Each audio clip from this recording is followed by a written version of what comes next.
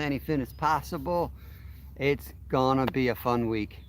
We are gonna focus on carp all week. We are right around the spawn. We've had two, I would say, days of spawning activity, separated by a week, which is a little strange. But they were on fire ending out last week. Then came the weekend. We did some traveling, did some ocean fishing.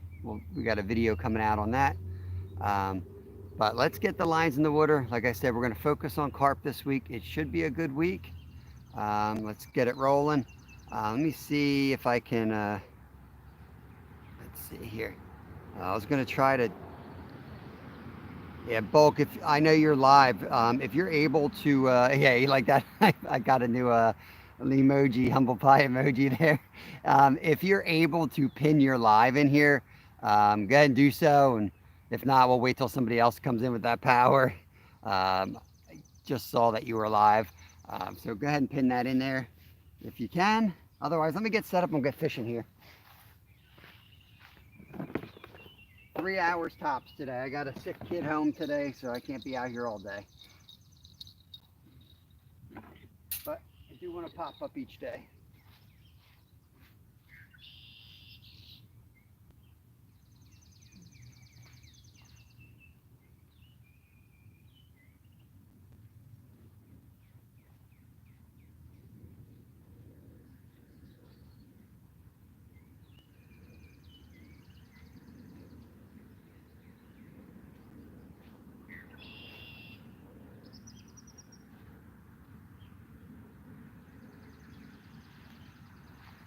Get the rod set up and then I'll check our view. I have to do a little bit of rigging yet as well. As you might be able to see, I've got saltwater gear on here.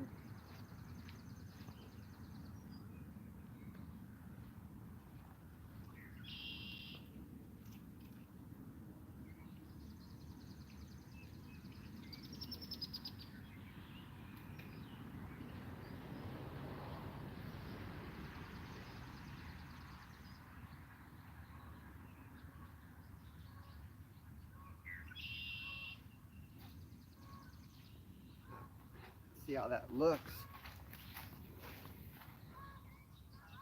I'm going to go that way a little bit. That way. All right, let me get these rigged up. I'm going to do the pack bait.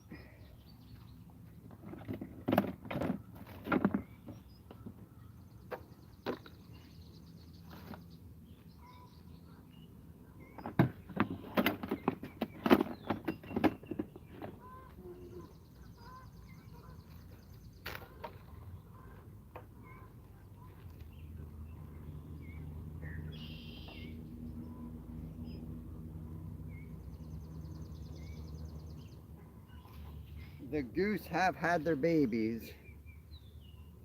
When I pulled in here, or set up here, there was a goose with one gosling. So they might come back and visit us in a little bit.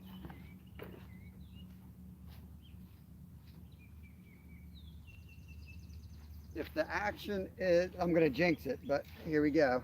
If the action's like it was a week ago, or last Friday, I guess it was, I probably won't get all 3 rods in before we get a takedown.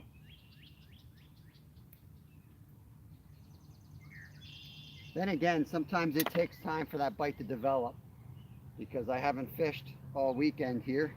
I haven't been putting bait in the water all weekend, so we'll just have to see.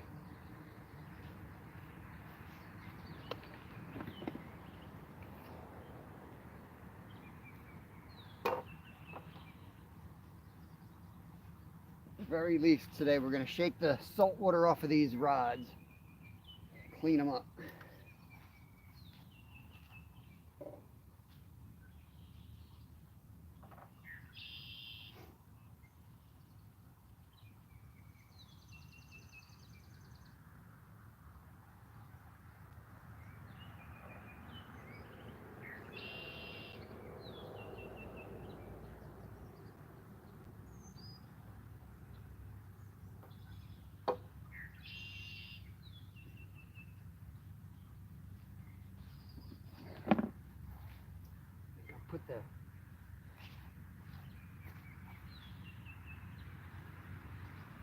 I'll put this rod holder here in case anybody wants to see me rigging. Might be able to see me rig this way.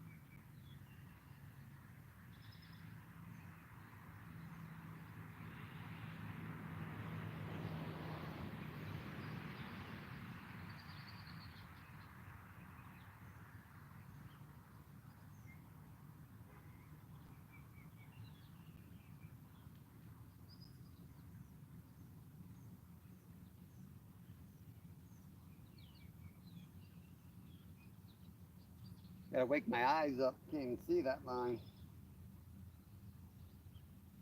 Too early.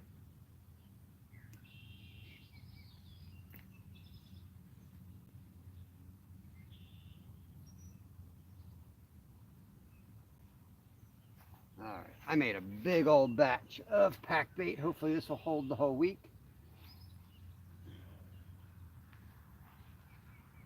And I'm going to try to conserve it, not waste it. It ain't cheap. Put in all the good stuff. We got the anise in here, the peanut butter, the vanilla, the jello, the coriander. This is what I call the extreme recipe. All the flavors they like mixed in.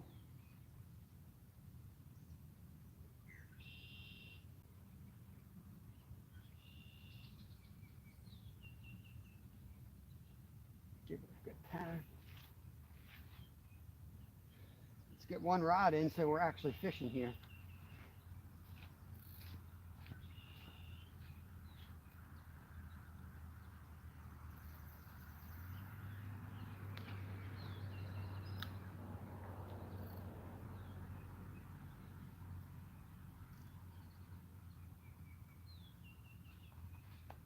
Put a bell on that one, if I brought a bell.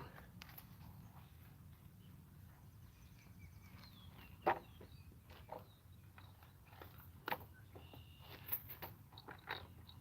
hear a bell. There it is.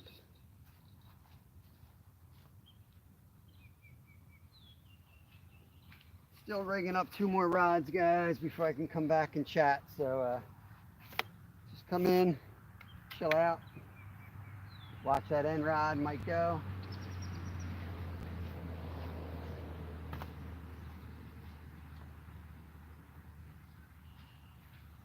And we'll get rolling here. Lyle did catch his first ever striper yesterday, which is awesome. He didn't come down on our last trip, so we wanted to get him on the fish. We were able to get him a nice one too.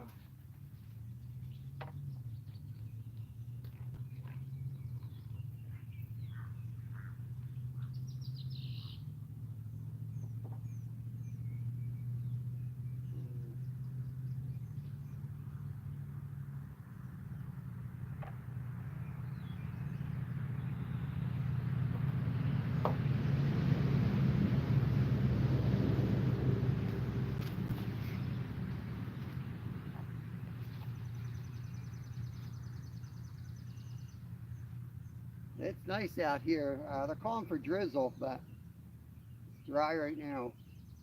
Upper 50s. A lot better than the heat we had last week.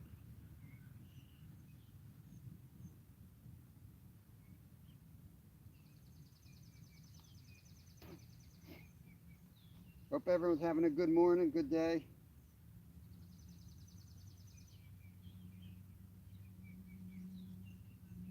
I'll be over to chat with y'all real soon.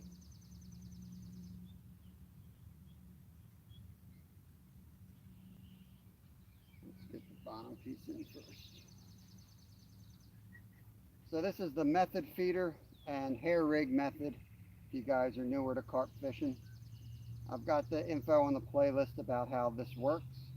Just comment, let me know what you want to know, and I'll point you to the right video or directly tell you what you need to know.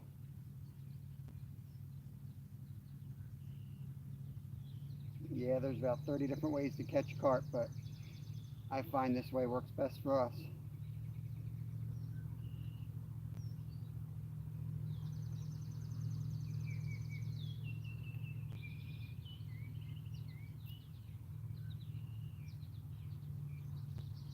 If you guys are re-watching this later on and you don't want to watch the entire feed, look in our comment section. After the lives, I always go back and I put our catches and the times of the catches right there for you. All you got to do is click on the little time. It'll take you to that catch.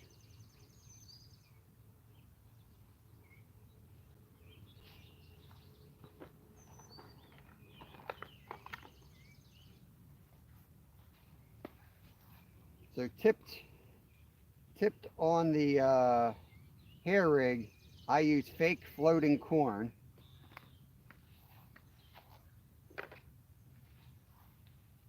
So we put this on a bait needle.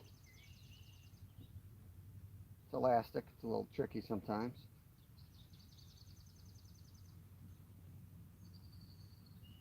Once that's through, there's a little hook.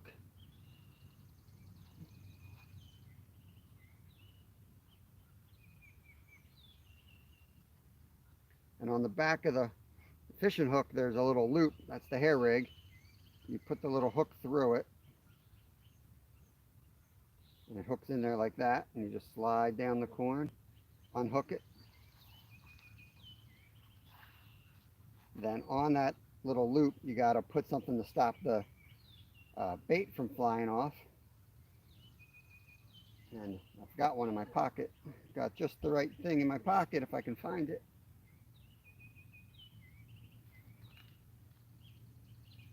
Nope. Let me get a new one. I'll find it in the washer later, guaranteed. So this little thing that you probably can't see is the bait stop. We put that on the loop. I'll be over to chat in a little bit, guys, if you're just coming in. Got one rod out, just about to throw the second rod out. So you throw the little stop on that and you slide the fake corn back onto it like that.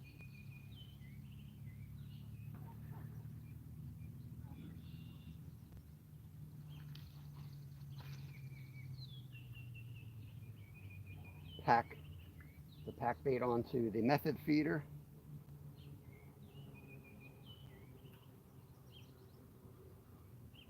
Trying to conserve, so I'm doing this right over the bucket so anything that falls out goes back in the bucket. Take the hook, stick it back in the pack, give it one last pack. And that corn should float up like that. That's the idea. Hopefully some of that was on screen. Who knows?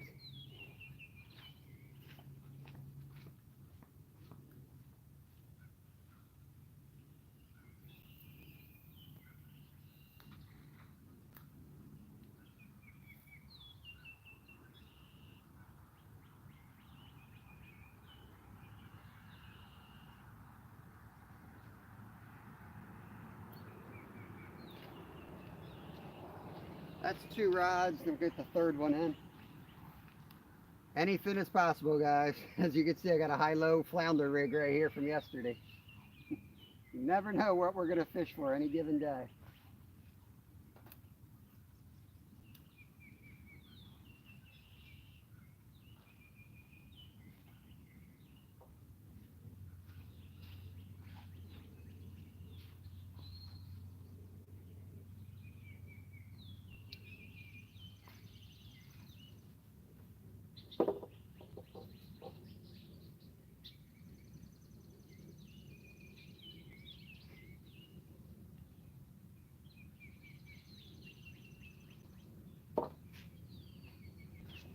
Pop in chat, make sure we're actually live still. I'm not just talking to myself on the side of the lake here. Yeah, we got some people in here. What's going on? OG Bulk, what's going on? Awesome, Bulk. Appreciate it. Hunting and stuff. We're gonna try to catch a monster here. We lost a couple big ones. Yeah, we were on fire last time. Puff Muffin, hunting and stuff. Who else we got in here? Good morning, all in chat. And then again, we're trade. Yeah, last time. I don't know if those short. No, the shorts aren't out yet. Members only, but we had some free catches for sure. They'll be coming out sometime later this week. We were on fire last week. We were catching two at a time. Infinite Cosmos is my son Lyle, who is sick at home. What are you going to do with a wrench, buddy? What are you going to do with a wrench? Huh? I don't even know if that'll let me, Lyle. Oh, Lord. If you're well enough to moderate, maybe I should come home and take you over to school. Seems like you're doing better. All right, let me get this one rigged up.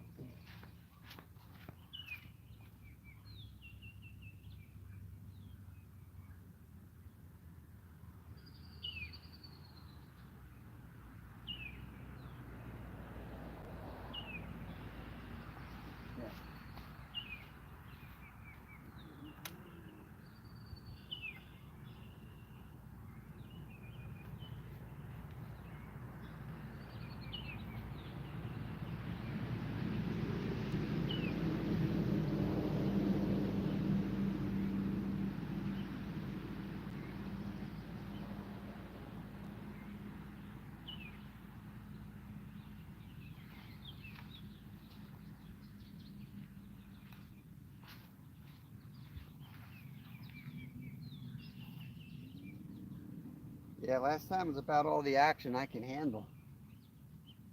It was getting a little chaotic for sure. It was at the point where I was almost going down the 2 or 1 rod there. It was hard to keep all three in. Then what happens is you start making silly mistakes, which we did. We lost two, and one was a monster. Just you get too. Oh, that's that one.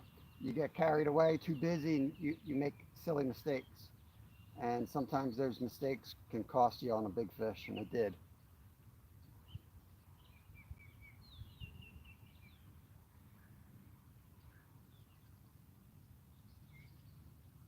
But they're the days you fish for. Get skunked many a days waiting for a day like Friday. So it wasn't like we were out here all day either. Like 2 hours, 2.5 hours. All the action was like an hour and a half.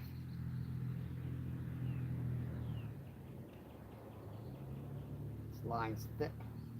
This is the one we want the monster to take down right here, but he never does.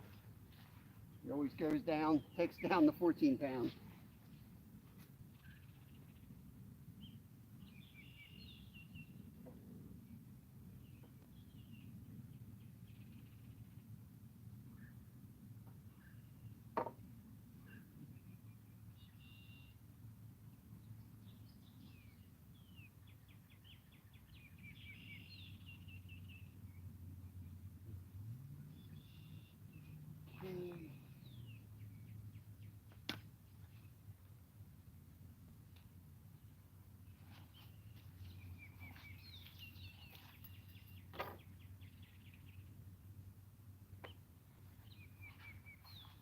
I think 2 pieces of fake corn is just about perfect.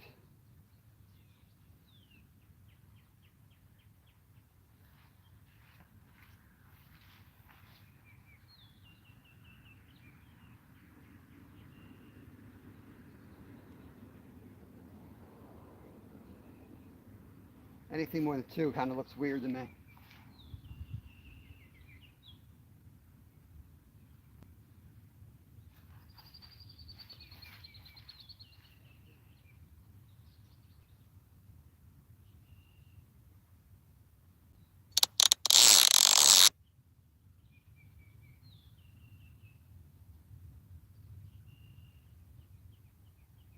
Yep, forgot to turn notifications off again.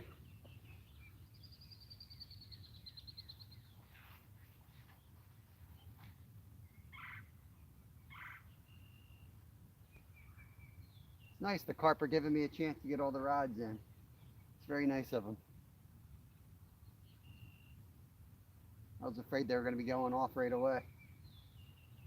This is a nice problem to have too. But you want to get set up here.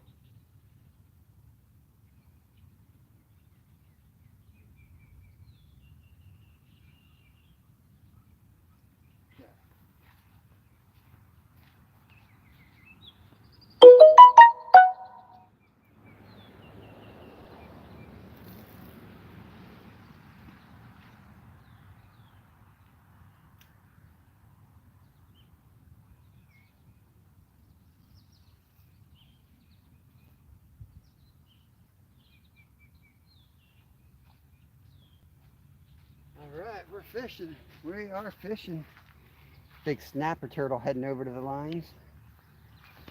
It's gonna come over and get some breakfast.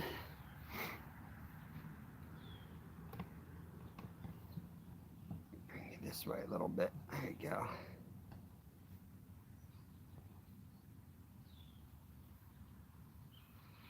All right, bye, Lyle. I know you got a busy day sitting there. Busy day. Come on, monsters. How you doing, Chad? How's married life treating you?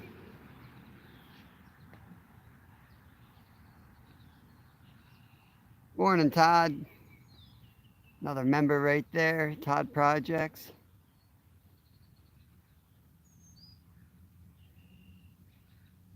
Doing some catfishing lately. I saw a couple of videos he's putting out. Check them out. You got enough to go live now, Todd? You have enough subs for that? Hopefully we'll see you out there soon. Hunting and stuff, he is a bit of a troll. he's been kicked out of, that is my son, but we have kicked him out of our chat a time or two before.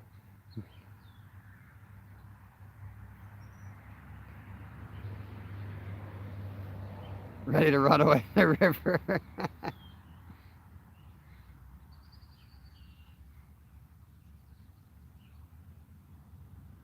Oh, yeah.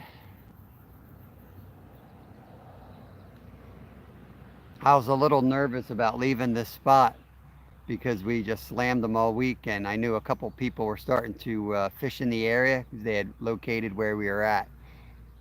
And it was like, man, they're going to be sitting on the spot for 2 days.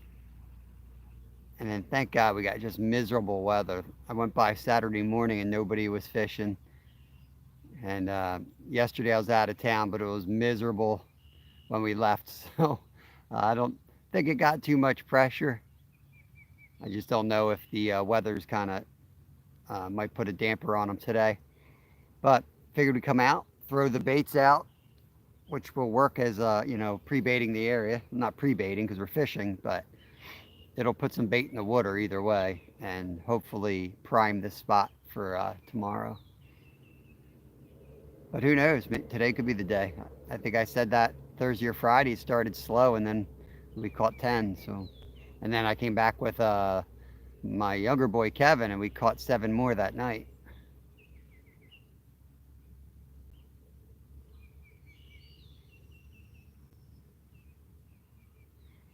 My bells are disappearing now. I'm down to 1 bell. I don't know where they disappeared to.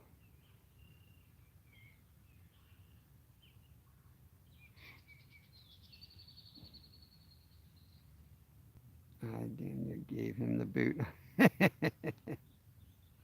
Yeah, Lyle, don't spam. You know, if you keep putting pictures and comments in there, people think you're a troll and then they're gonna kick you out. So you can't do that stuff, bud.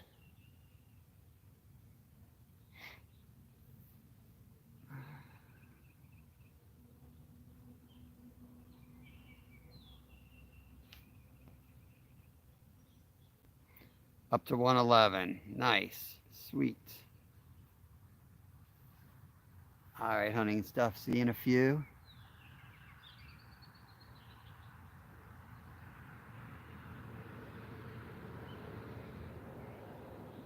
got here as early as I could, so it could take a bite. It could take the bite a little bit of time to develop, but I appreciate everyone coming in here. We got 11 people hanging out already.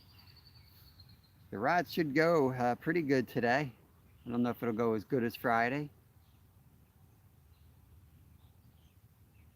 which is okay. I'm a little tired from the weekend. I don't know if I have 10 carp in an hour in me today.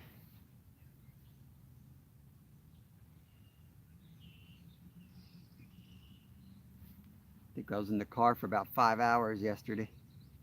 But Lyle did get his first striper yesterday. That's Infinite Cosmos. He went down and caught a nice big old striper down Sea Isle, New Jersey, right in the inlet. That was pretty exciting. It was a long day in the car, over 5 hours of driving, in some nasty weather. Hey, Captain Clark. Yeah, if you could swing by and drop me off some coffee. I think I left mine. I don't think I drank my whole coffee this morning. There's no way I did, because I feel like I got hit by a truck. Hey, Polar Bear Chad. What's going on, buddy? Yeah, he did a good job. He hooked into that monster. Had to back it up onto the beach. We lost a monster too, a real big one. Had him hooked up. I tried to hand the rod to Lyle, and in the process of the handoff, it got off. Probably should have hook set that turkey twice before I handed off the rod, but that's how it goes.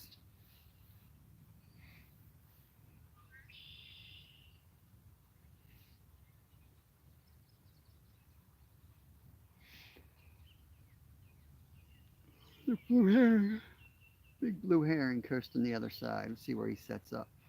It's just outside a picture. He might be coming into the picture right along the far. Oh, I think he parked it right before the camera.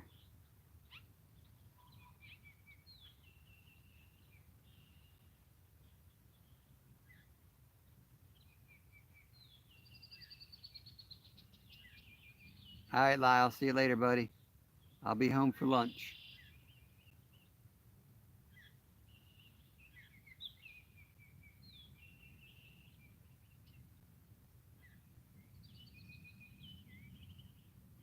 Nah, Puff, it was 25. It was under the slot. They gotta be 28 to 31 there. The first one was well over slot. He was a monster. Luckily, I caught him on the big rod. I wouldn't have been able to handle him on the bass rod. He was tearing out drag.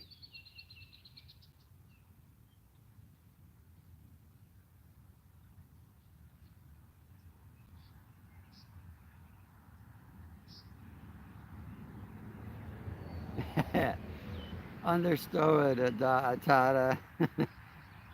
Totally understood.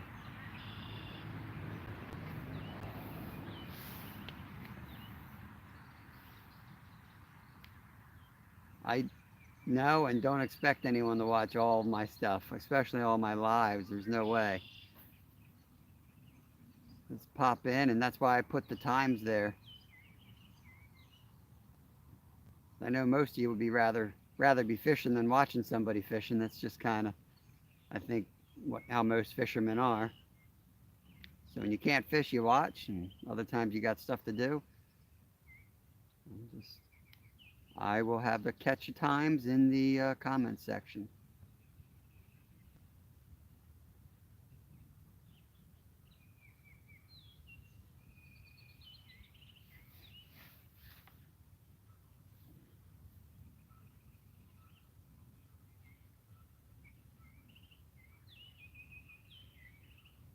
Boy, it is peaceful out here today.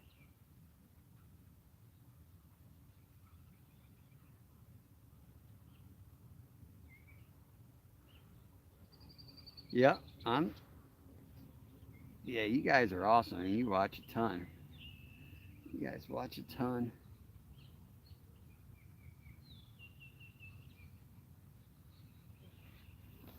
More and more, I'm not like participating in chats. Just seems like once you get to a certain size channel, you get some, you get some haters out there, or or even more often, you just become a distraction to some channel. I don't want somebody in there talking about me and somebody else's lives, so sometimes I'll just kind of drop out and I'll put it on the TV, and then I'll try to say something at the end of the live just so they know that I was watching there, not to show off, but just to kind of know that, so the person knows that there's somebody there.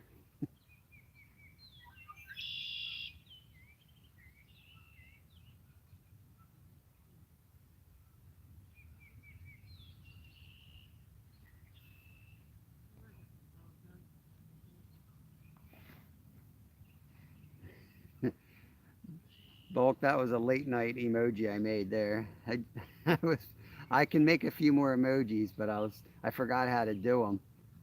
And then I saw that one in black and white. I'm trying to keep them all in black and white so they kind of match a theme.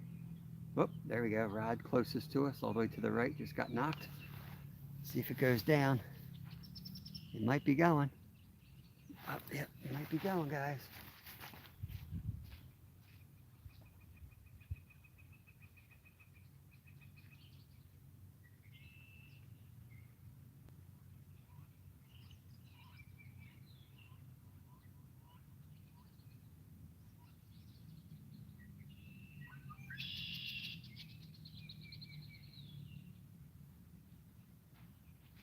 We'll wait for the takedown.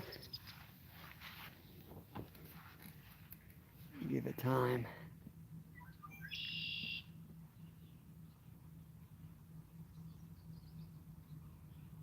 They could be just eating the pack bait.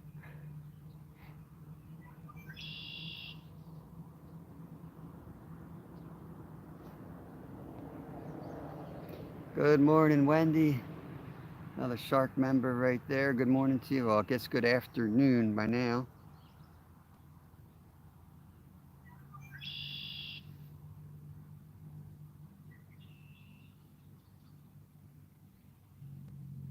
Yeah, yep, that's right, Captain Clark. But I'm not going to dwell on that stuff. I just kind of move ahead with it.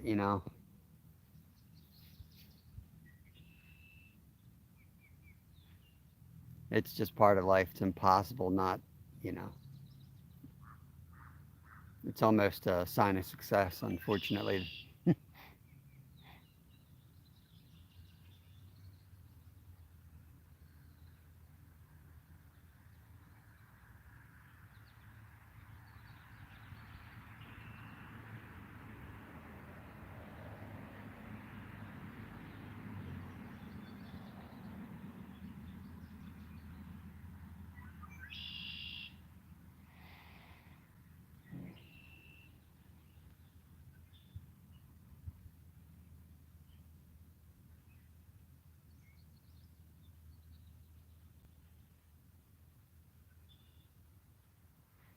If you guys are coming in or rewatching, please don't forget to hit the thumbs up. It helps the algorithms and helps get our videos out there to an audience.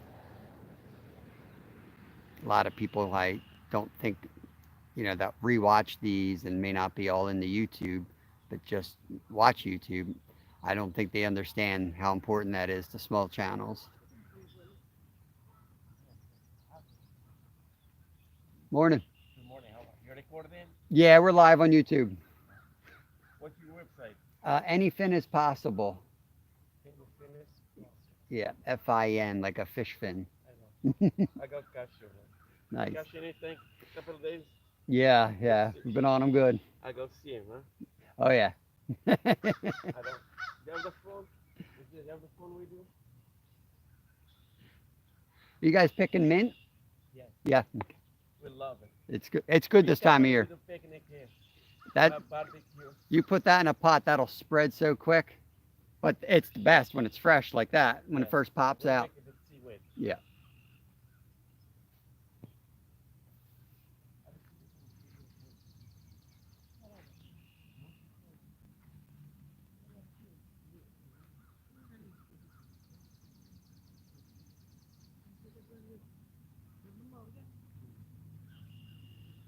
Rod's going to the right again.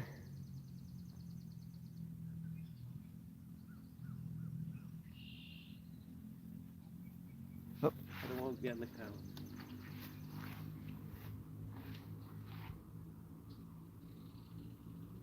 I come and I fishing here sometimes.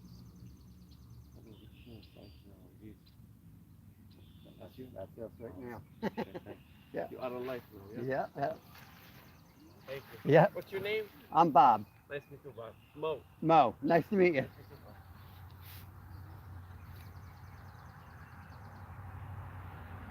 Yeah, that's how it goes around here. Lots of people, different cultures. And Saturday, I explored the area because I know I'm going to lose the spot. I'm going to pull up. There's going to be people here soon, and I've got about 10 more spots ready to roll.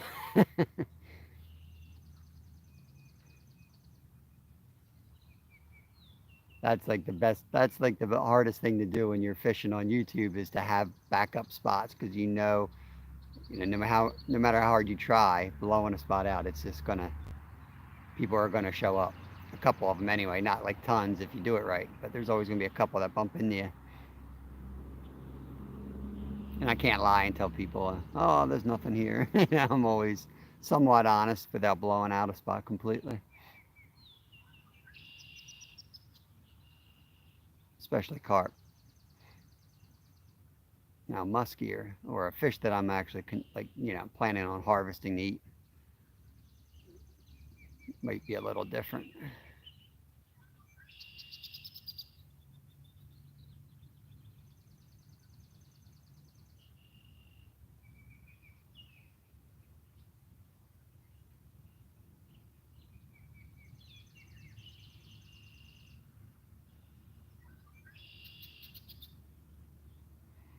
Come on, rods, it's time.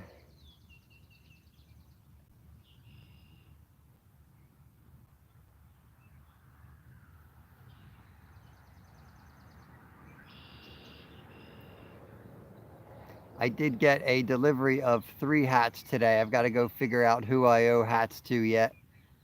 I know one is Cooper from Jeff's Catfish Live. I believe one is Scott's. I got to look up the other ones. And I know I got another shipment right behind that shipment. Trying to do them in order.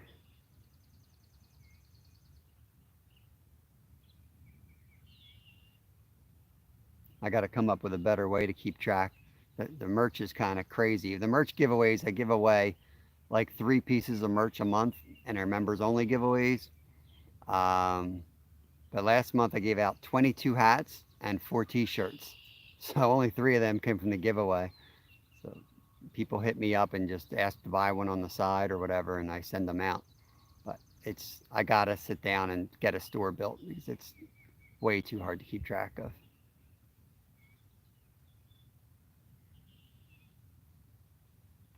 Some people say they want it, but then they didn't pay yet, and it's just a pain in the butt.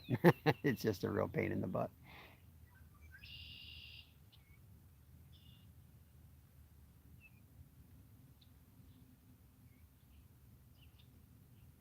And there's no markup on it, so I just figured it's like advertising. So I just try to break even with the merch.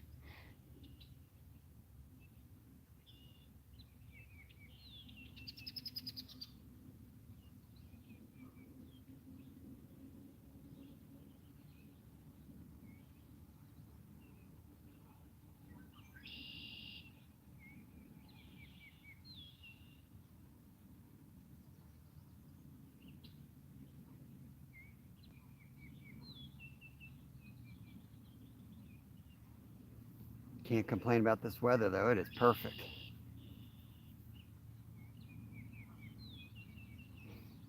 Yep, that's how it is, Todd. People don't have any confidence on their own spots, where they're busy and they work too much, and they see somebody in a spot, they're going to want that spot. My approach is I might as well be nice to them because then I don't feel bad if I set up right next to them, you know. Whether I catch a fish or they catch a fish, if they're willing to be on the live, it's all good. It's all entertainment for you guys, right? I love showing people how to fish when I can. Polar Bear says, I hope you would like to see them catfish as well. I'm sure there are not as many anglers dedicated as you. Yeah, yep, catch fish. I thought you said catfish. Yep, exactly. I love seeing other people catch fish.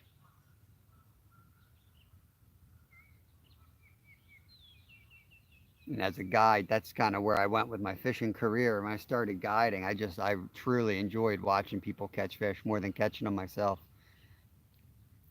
Middle rod. And then with kids, it's like the same thing. Just you'd rather see them catch one. Sometimes you got to show them. You got to like, catch a fish, show them how it's done, you know? Especially when you got a kid like Kevin who thinks he knows better than you.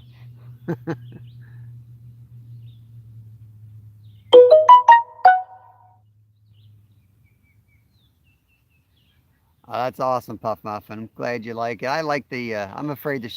Like that's the thing. Like the company drives me nuts, but I'm afraid to like switch to a different manufacturer because I do like the hat. And my boys are pretty picky with like texture and material, and they wear those hats. So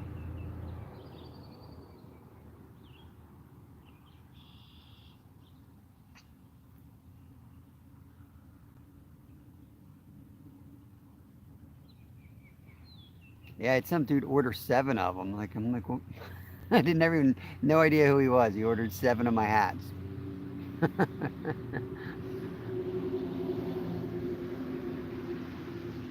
Sent him 7 hats and 7 stickers.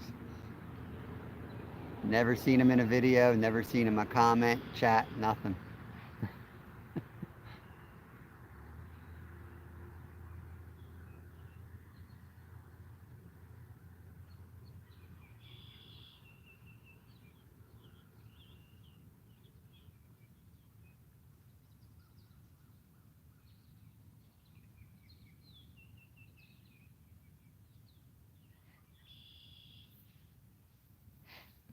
I have to go back and watch my last few lives. I made a comment on the last one about getting bites after suntan lotion, and I think it happened again Friday.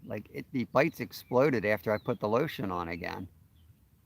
And usually I'm real cautious, like washing my hands real thoroughly after I like touch anything like that. But I, I could have sworn that's exactly when it happened again.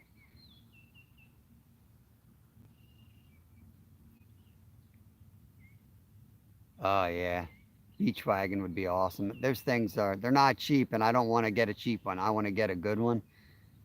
Um, if I could figure out an easy way to strap that on the roof, maybe I can fit it in the car and put everything right in it. That would be sweet, man.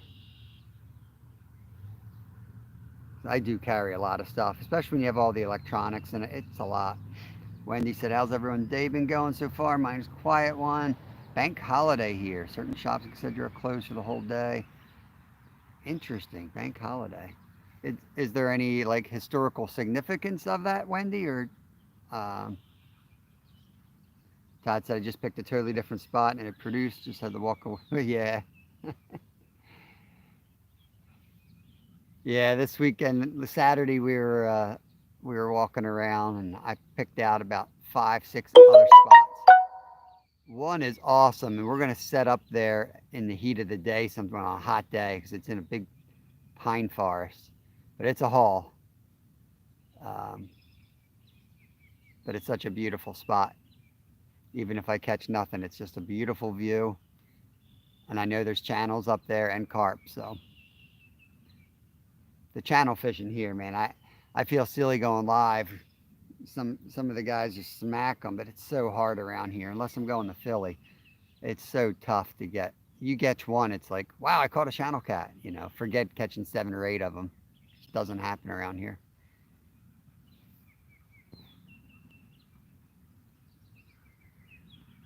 Hunting and stuff's back. Yeah, I feel silly putting it on the bait, but I'm going to spray my hands with suntan lotion. Yeah, Captain Clark. I've heard that, and I've heard things for like turtles, catfish. I've heard like ivory soap and stuff. Keith Doc Reed, welcome in. Another of my members right there.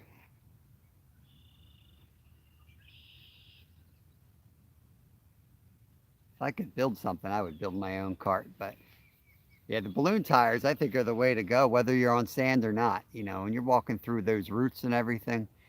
There's other hunting carts with the hard wheels. I had a couple of them up in Alaska, and those things fell apart so quick.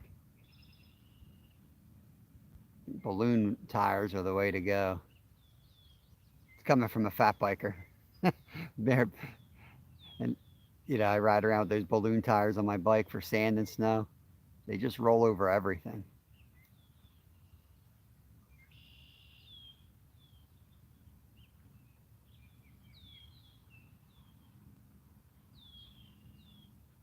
The skinny tires are good for like 80% of things, but you hit the loose sand, you might as well be pushing a shopping cart through the sand. It's gonna just bog down.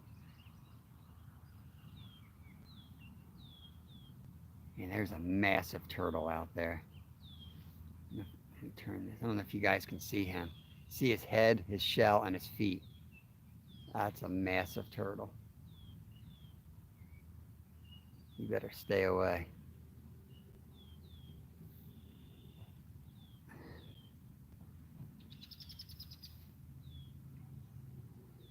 We'll let it go to the hour mark, and then I'll apply suntan lotion to make sure I don't sunburn out here, and we'll recast. See what happens. There's a brown duck.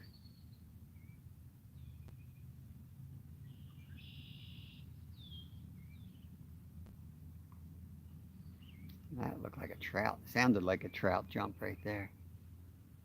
Could be a carp.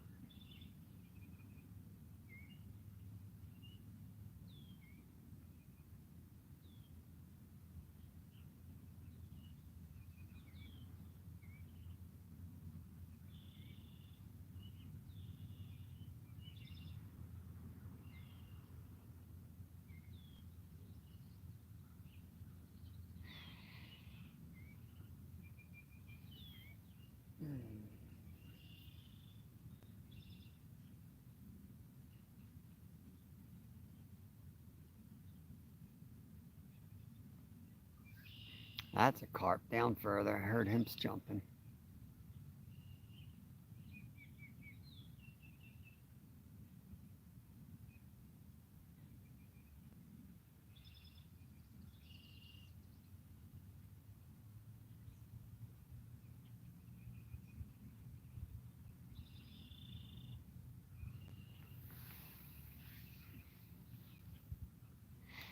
I'm not sure what we're going to do next weekend yet. I got to figure that out. If the weather, I didn't really look at this week's weather. I was getting close to going out for flatties down in Philly, but then that temperature dropped this past weekend. And I know down the shore they were talking about the water dropped 10 degrees. So I'm thinking that just delays everything a week. All right, Todd, thanks for coming in here, bud. Have a good day. Turtle stew. Good morning, John. What is going on? And Captain Lindia. You guys all recovered from your coach guiding?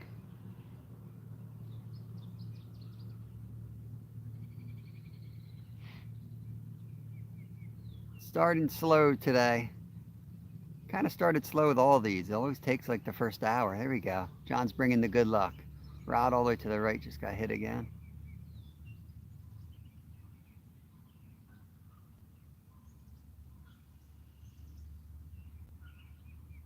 John, All Adventure Capital. What's going on? Whoop, did I hear a bell? Is that just my head? I thought I heard a bell.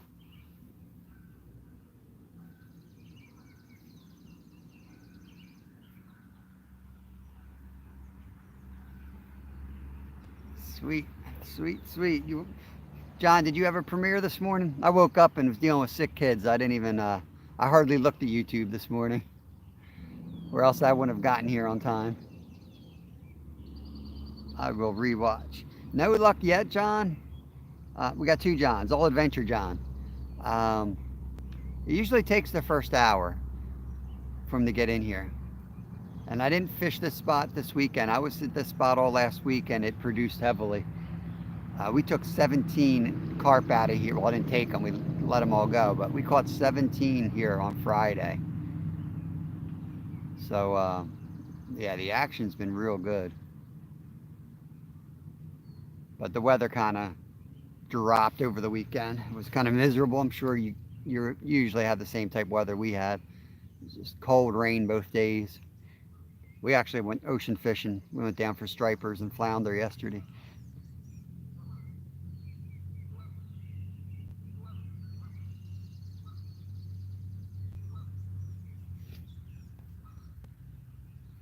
I will rewatch that, John. Is that your third coach installment? I think you said there was going to be three of them.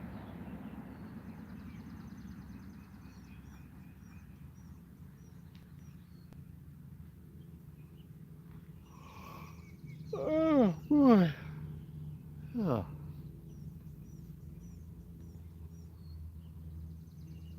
Prac. Yeah. Yeah, same here, John. Today's the first day. The weather's clearing up. The stuff should burn off, and it's supposed to be in the 70s and sunny. So it might take them a while to start biting today. We're only going to spend 3 hours live. I got my older boy home sick today, so I don't want to leave him too long. Something about striper fishing makes the kids sick. Took Kevin down striper fishing, he came back sick. Took Lyle down, he came back sick.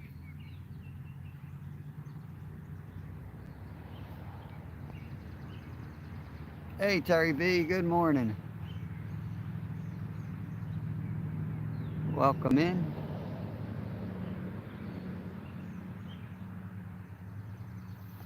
No bites yet. Well, a couple bites, but no takedowns yet. First hour is usually slow anyway. About 8 minutes, we're going to rebait and recast, and then I think the action will be on. John, I will take this right now. This 56, 60 degrees overcast. I'll take this over 80.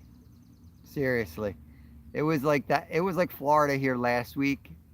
Like upper 70s, low 80s, and it was a bit too much for me. I just can't handle that stuff. Children's Catfish Derby was good. Everybody catching stuff. You know, with kids, all you got to do is catch fish. We did this bass derby one time, and they put it in a spot where I was like, man, I've never even caught a bass there. How's this going to happen? And it turned out that it was like some home group. I don't know what venture or what interest they had in this thing, or if it was just to be nice. But they put this kids bass derby on in a spot there was no bass. So slowly but surely, we just re-rigged every single kid's rod, and we were just putting like leaders with ultralight on, and got them on the sunfish. And those kids caught so many sunfish, they had a blast. And we did catch a baby channel, and we caught, I think, maybe one or two little largemouths, but like just hundreds of panfish. Those kids had a blast.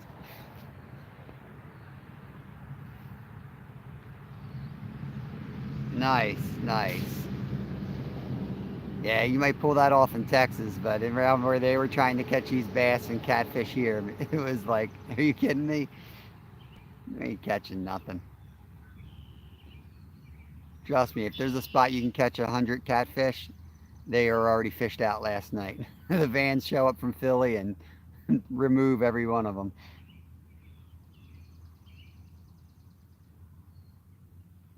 They caught a guy out here cast netting the other day for trout. It's crazy the stuff that goes on out here.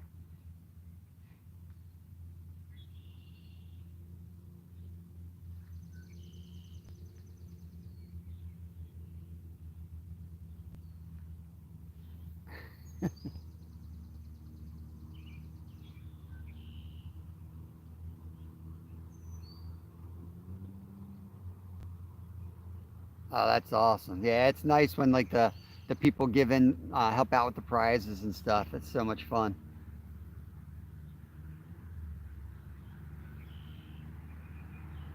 40 years in New York. New York City? What did I miss? Lived North Carolina. I was gonna say I was gonna say New York City. No way somebody survived 40 years there.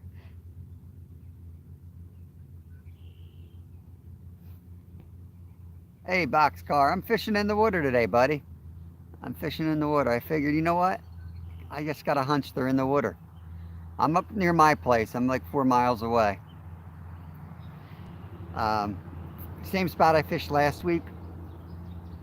I can't give the name out because we've been on them. We caught 17 carp here Friday, and 5 or 6 people have shown up in the spot over the course of a week or so. So people are trying to track down the spot. Some are doing it successfully.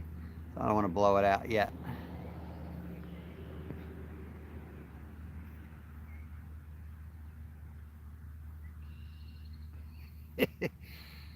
So similar, New York City and North Carolina. So similar.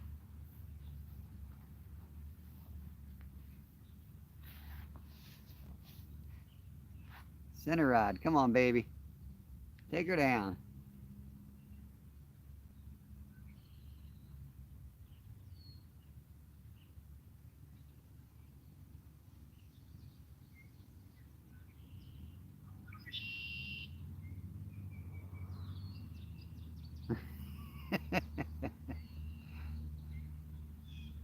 I've got some New York City experience from racing. We used to race up on Long Island a lot because those races had big purses and you could win good money. They paid out really well, so we would travel up there a lot. But New York City, like I'd get lost. That middle rod's going a little bit. I'd get lost, cross a bridge 2 or 3 times, and totally wipe out all my winnings. And one time I got stuck in traffic. I mean, I was in New York City, gridlock for like 6 hours, and like peeing in mason jars. And that was the last time. I'm like, I'm done. I am never racing up there again. Never going through New York again. It's horrible.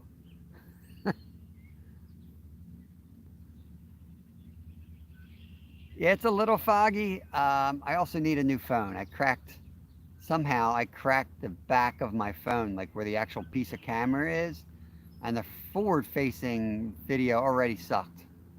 So it's always going to be a little foggy. I'm saving up for a new phone. I've started the new phone savings account. Kind of necessary for the job, but I need a roof over my head first, you know. So I'll get there slowly but surely. Maybe a few weeks, month, I'll be able to pull the trigger and get a good phone.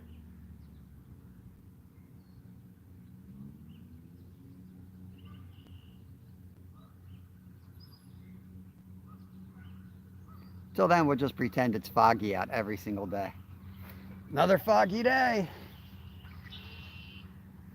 Another foggy day on the water. So foggy out, I'm gonna need some suntan lotion.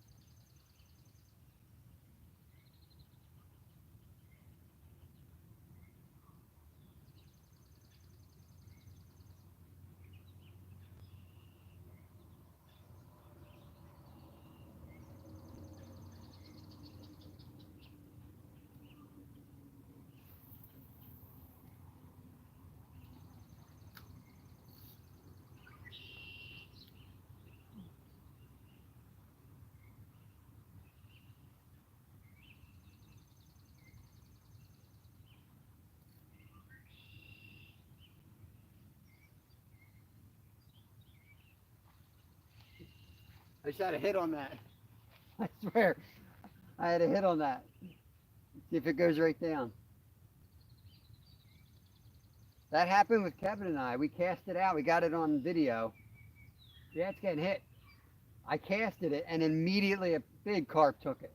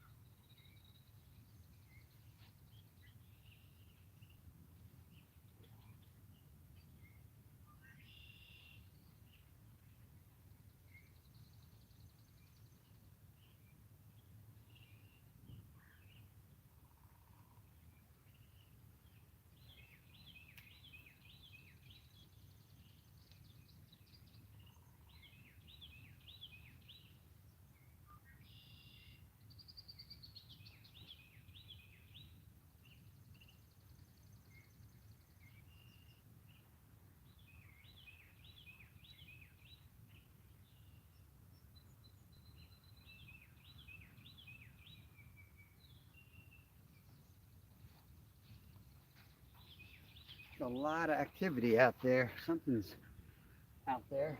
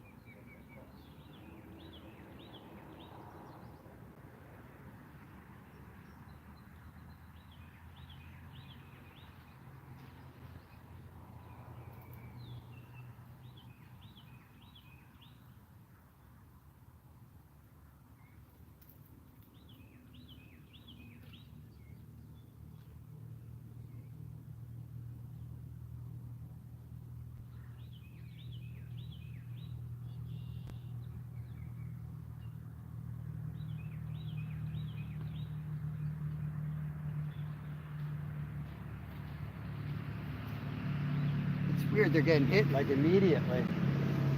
Must be trout or something.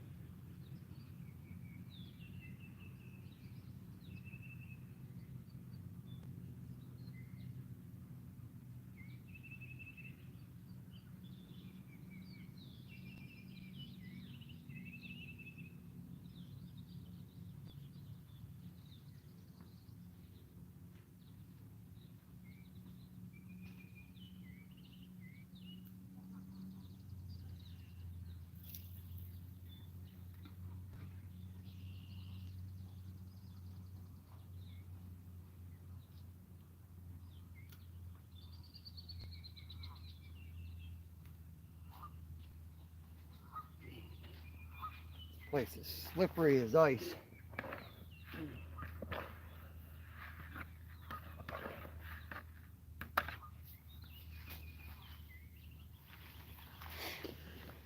All right. Let's test out the sunscreen theory here, see if it works. All right, John, have a good day, bud.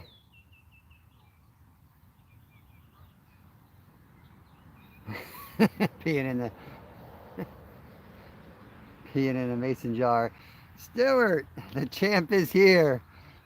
Stewart won another fishing title I saw this weekend. Congrats, bro. It's awesome.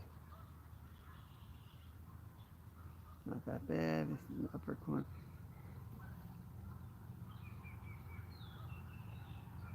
Yeah, I got to figure out how to do like StreamYard and put like a big emblem up there or something. It's all foggy. It's not that bad, but I know like the phones that they have out there now. It's stuff so you don't get sunburn. I don't know what it's. I hardly ever really honestly use this stuff. I'm just starting to get worried about it now. A little too too little, too late. I couldn't really use it bike racing because it would sweat in my eyes and burn. So I never used any type of lotions or anything. It would just burn. Um, hey Lisa, good morning. Thank you.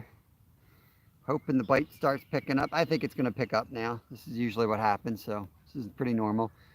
First hour of their lives is me sitting here talking about whether it's going to happen or not, and then chaos breaks loose.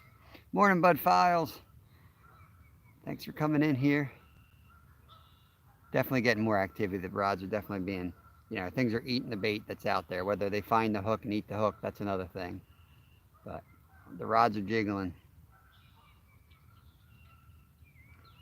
They all got the lotion on them now, so we'll see.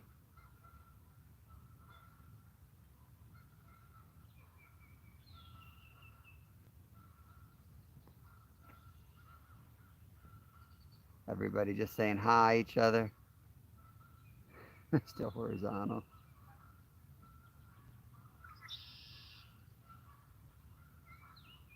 I am the trophy, Stewart. I am the trophy here. Trophy husband. She's lucky to have me, I tell you. I do dishes like nobody's business. I don't even need a dishwasher. That's how good I am. Mr. Rogers, welcome in. Top of the morning to you, sir. Let's catch some fish here.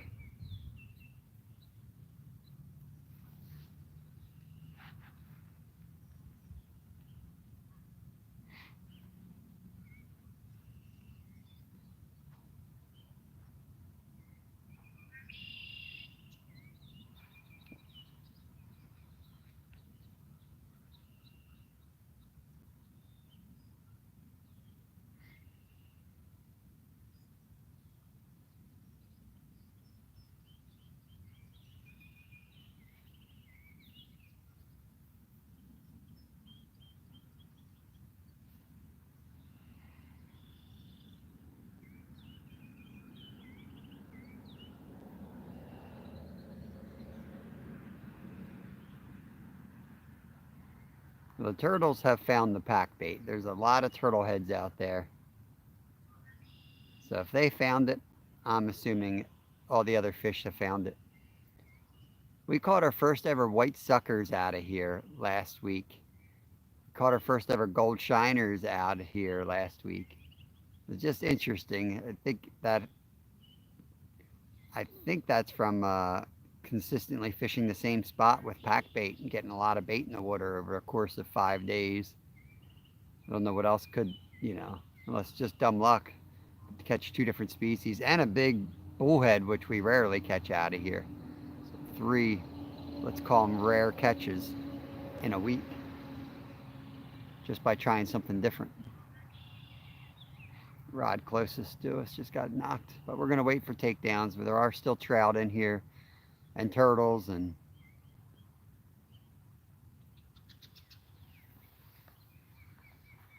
I try to set the hook infrequently when there's trout and turtles around because usually you're just going to cause yourself a whole bunch of problems.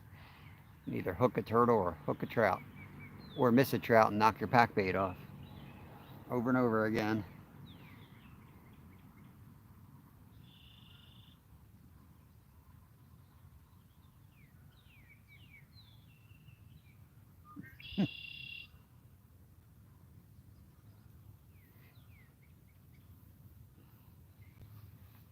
Oh boy. I'll tell you guys, I'm feeling it this weekend. Feeling it. Kev and I hiked close to 10 miles on Saturday on an adventure, which may or may never be televised. I think it might be a member only video.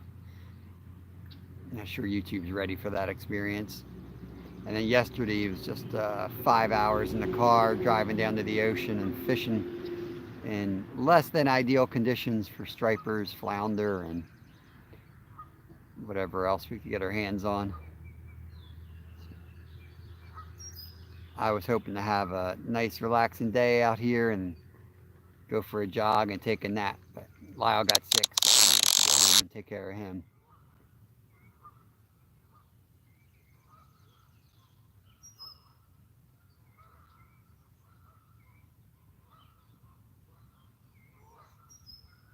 What's going to happen is the action's going to pick up. The last hour, hour and a half is going to be nonstop, and I'm going to have to end the live with rods going crazy. It happened twice last week, and I have a feeling it's going to happen this week.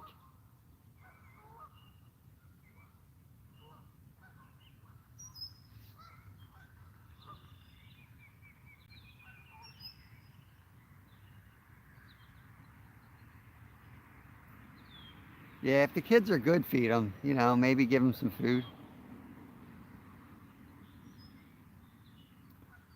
These black ducks are back. They've been doing this dance thing where they get up on their like hind legs. It's a big show. They come circling around the whole lake like it's their whole bathtub or something.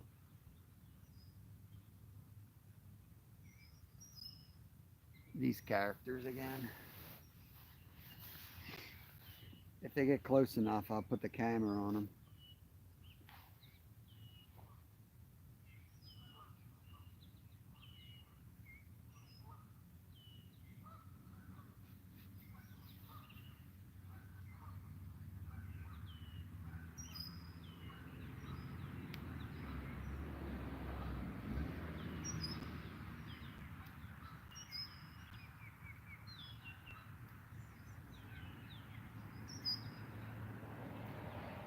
Kev broke off on a monster carp here. Whoop, there we go. That was a good hit. Friday night. Kev came back and caught 7 after the live. One was a monster. He was swimming all around the lake. He couldn't stop it.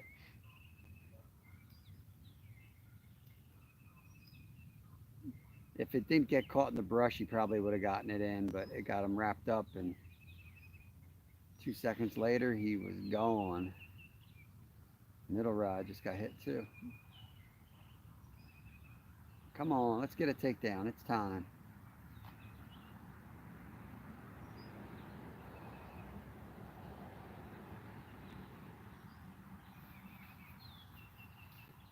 Feeling like I definitely did not finish my coffee this morning. I'll bet you there's half a cup when I get home, sitting right on my desk.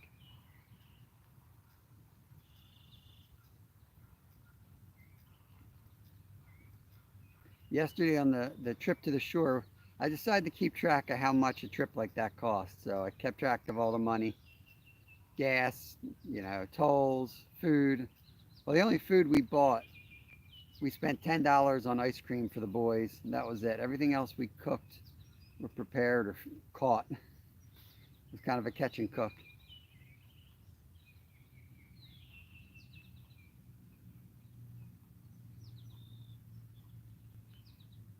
Thought it would be fun to try to figure out exactly how much a trip like that costs. Versus going on a headboat, where it's $100 a person, you spend $400 basically to take a family out fishing.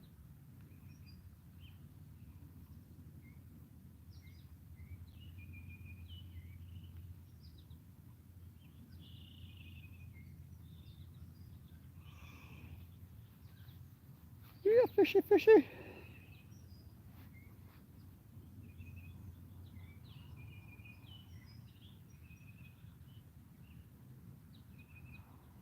They're getting bumped. All 3 of them been bumped now.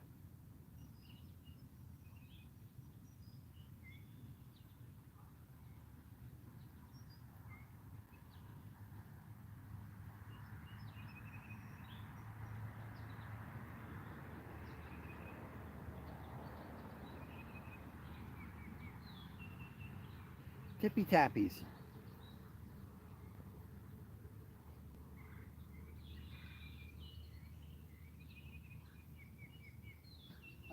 Let's do, say, if I do a StreamYard coming up on our panel.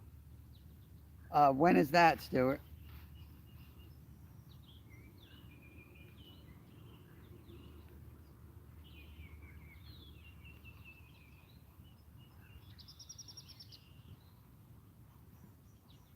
I don't know about today because I'm only going to stay live 3 hours. But yeah, I can do that sometime this week for sure.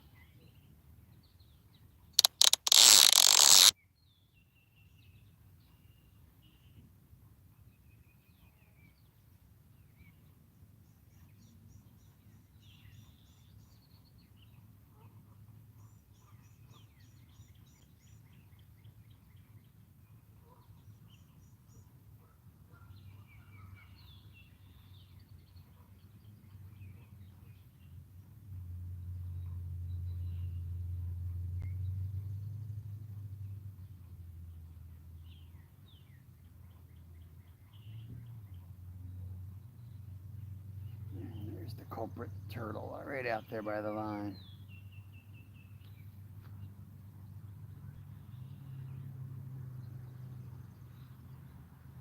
Yeah, Friday'd be cool.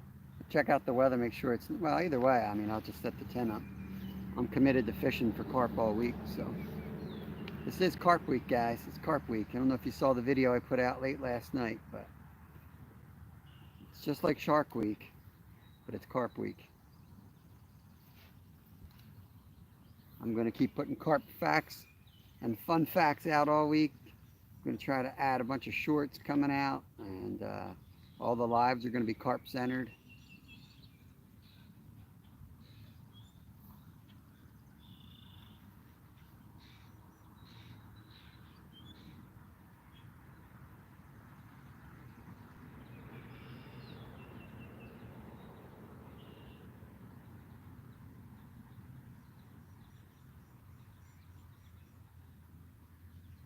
I don't know if any other fish in the U.S. has a worse undeserved reputation than a carp. It's improving, but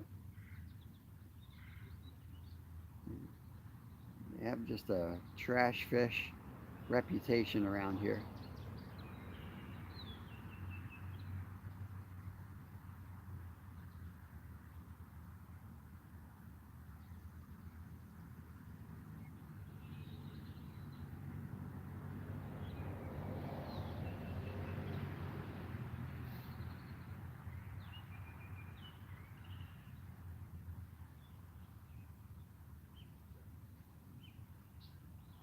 Quiet rods.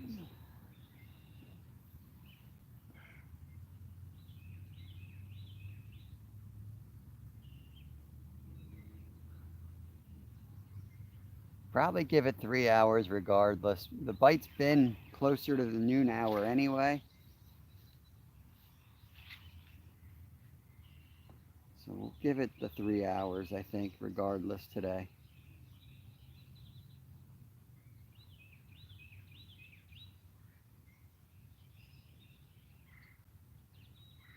It was cold this weekend, both days. And today's the first day it's going to warm up, but it's really cool and overcast right now. I still have my sweatshirt on. So we'll see. I think maybe when that sun pops out, it warms up a little bit more. The bite might turn on.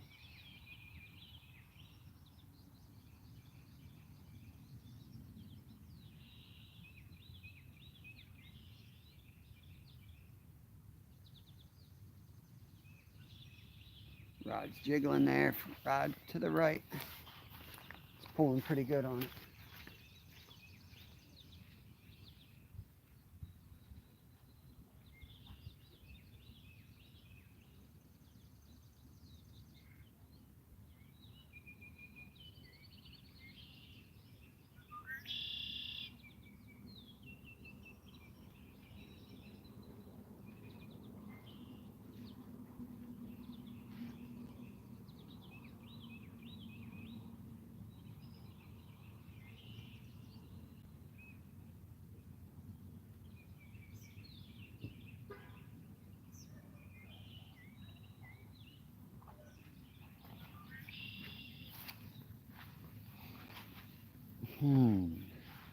Kind of turtley, that bite.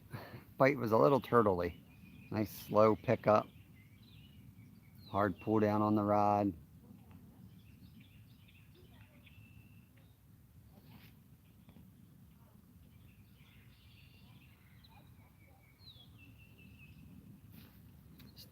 Stuart, it's 47 seconds. I think you'll fit it in.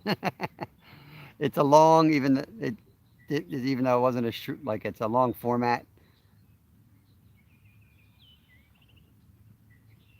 There's a carp spawning on the far side there.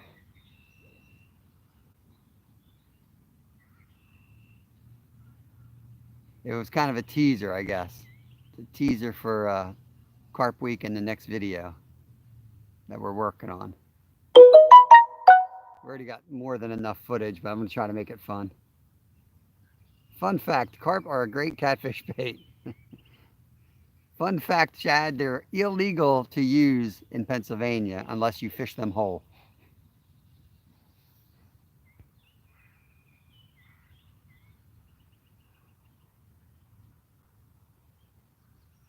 Ah, Wendy, I hate when phones act up. Hope it's not your like port. Mine got messed up. I can only charge it by sitting it on a pad. The day after I bought my phone, I dropped it in water. Like literally the day after I got it. I was like cleaning a frying pan and I had it soaked with water and somehow I dropped my phone. It bounced and landed into the frying pan. I was like, of course. Only happens to me. Ooh, there was a good rod all the way to the left. Just got a little pull on it. The Goldfish Whisperer.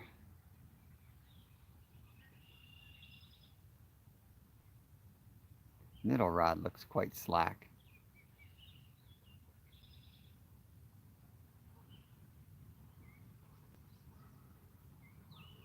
I think the carp are just sleeping in, that's all. They're going to wake up soon.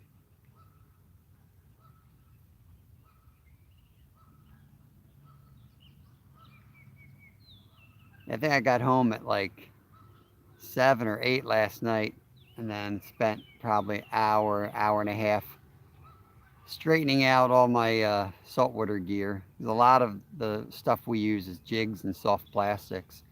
And the soft plastics are extremely expensive and the materials can't be mixed or they like dissolve each other.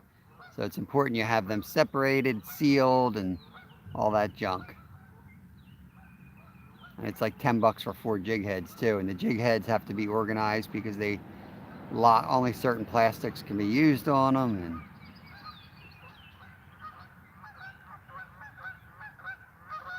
And since we chase so many different fish, we're trying to get better at keeping organized and keeping our stuff in tip-top shape so we don't have to buy new stuff every time we go on a trip.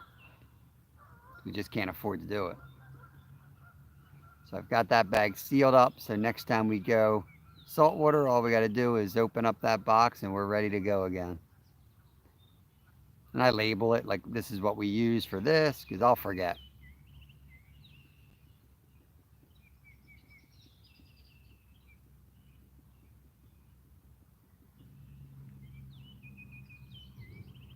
I don't think I'll ever fish down the shore without a 6-inch paddle tail on one rod ready to cast for a striper. There's too many times we've had them explode next to us fishing, unexpectedly. Just want to be able to grab a rod that I have confidence in that I can throw and get a bite on.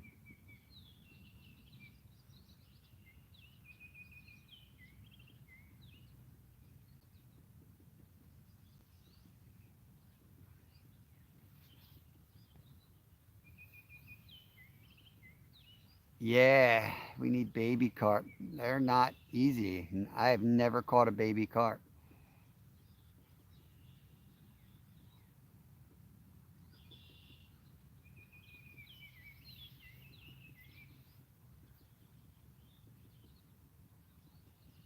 Out of this lake, they're like all the same size almost. The range is probably all within 6 inches.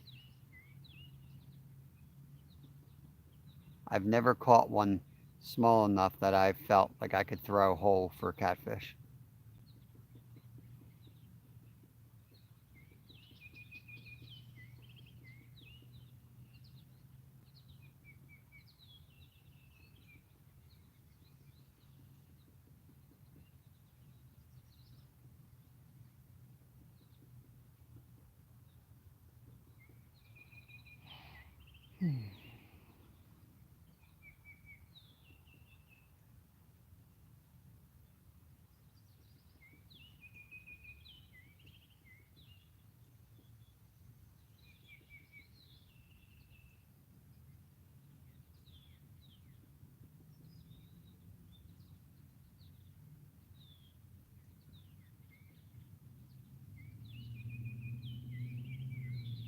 center rods, and I'm just playing with that slack line there.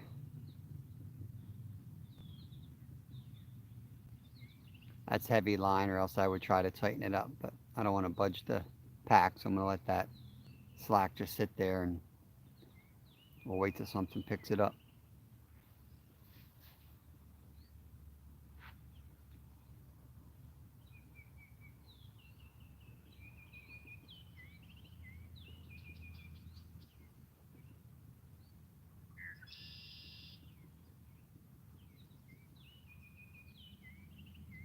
Let it go to another 15-20 minutes, and then we'll rebait and throw again. We haven't fished this in a few days, so I do want to get a good amount of bait in the water today, pack bait, and prime the area for tomorrow basically.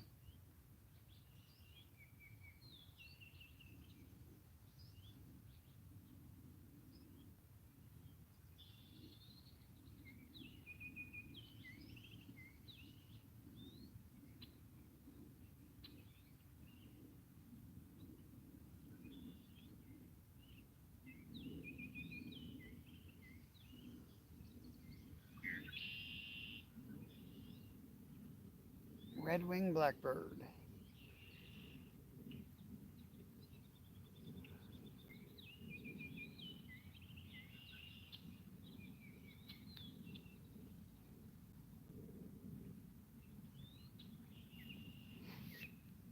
Got 10 awesome people in here. 20 thumbs up. Thank you guys. Appreciate it. There's Curly Express. Dwight, what's going on? My oldest minnow right there. Awesome member too.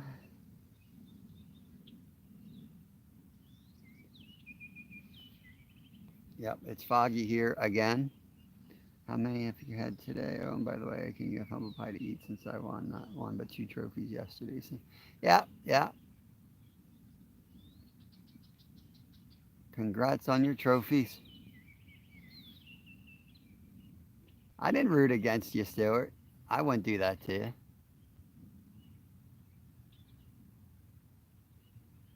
Who's that stork bird? I guess they're blue herrings. Yeah, that's a blue heron. Comes with its mate. It's coming over next. Might be a little too high for you guys to see. Right at the top of your screen.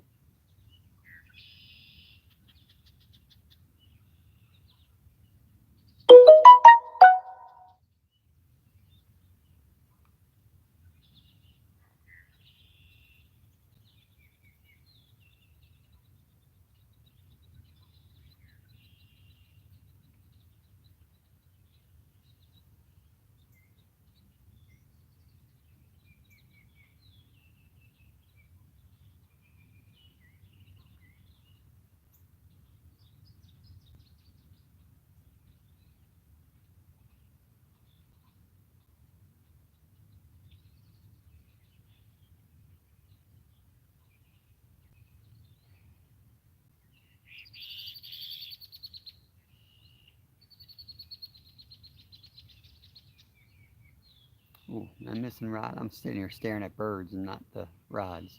Hope I didn't miss a hit. That end rod looks a little sus. See, this is why I like bells. I get distracted.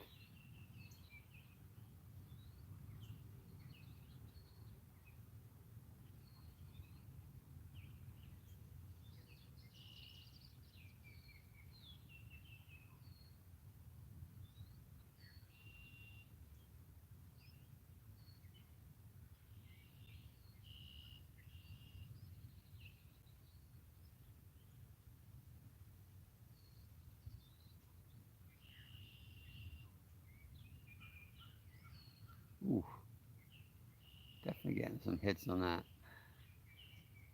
Rod all the way to the left. End rod.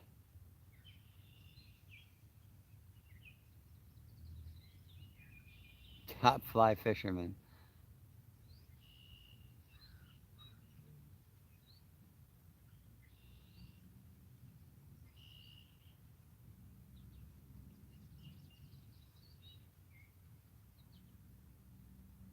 I've seen. We live near some of the best fly fishing courses and things are taught up in State College, Pennsylvania. That's where Joe Humphrey's from. I don't know if you guys recognize that name of flies, but and man, these guys up there, I mean, they can do everything but catch fish, but the way that they cast and the tricks they can do, it's unbelievable.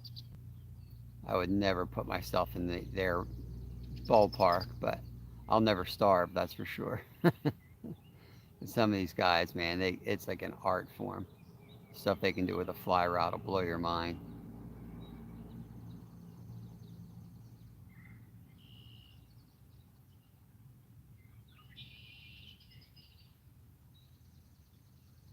I'm gonna go check that out. It keeps getting hit.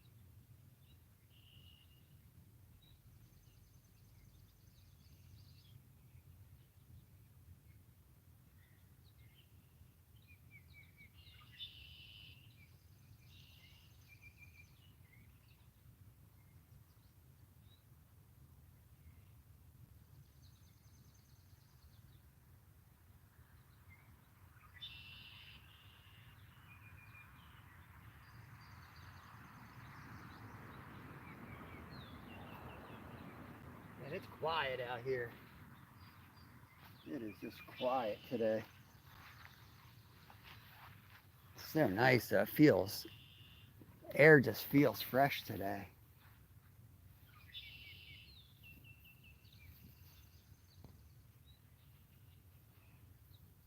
We got Teddy in the house, off the hook outdoors. What's going on? Good morning, buddy. It's dead quiet so far. They might be waiting until it warms up a little. It was such a cold, miserable weekend over here that kind of shut down the carp. So I'm thinking once it warms up, they'll kick on today. Probably should have gone out for a run or a bike ride and then come carp fishing, but sometimes the day gets away with you if you don't go fishing when you can. I figured I'd start here. Middle rod's got some action on it. Carp are definitely rolling on the far side here. I know a good spot over there too. If we don't get on them today or tomorrow, and I see them rolling on the other end.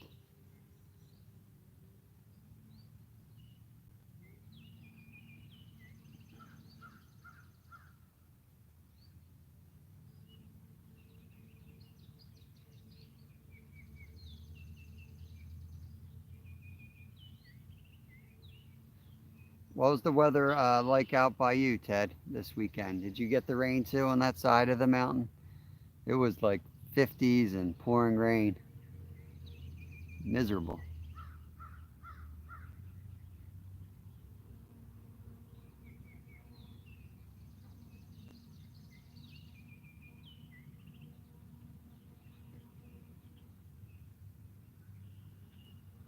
Just little tippy taps. Probably turtles out here.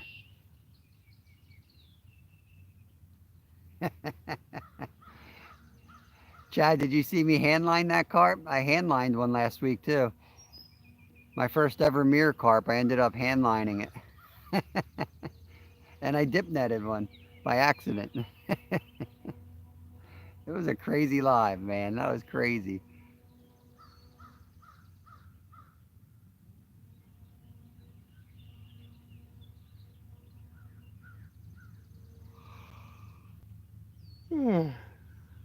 So Sorry, I'm yawning, guys. It's either that or start snoring. I'm ready to doze off. This carp need to wake me up.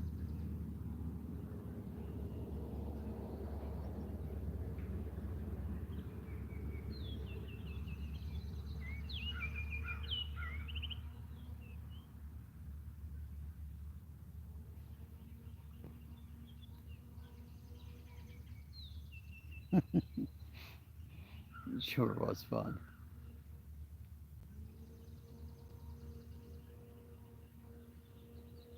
Ooh.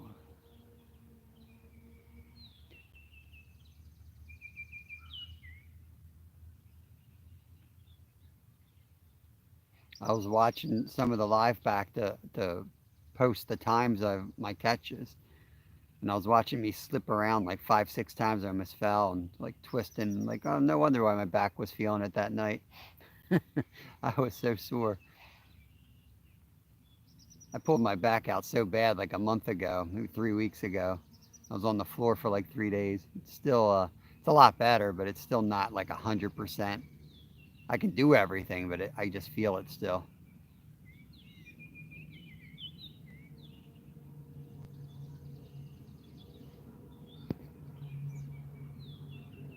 Yeah, yeah, I got off to a quick start, that's for sure. It's pretty crazy. And when you're re-rigging, time flies. I was rigging, rebaiting, and I didn't have time to sit down for most of that live.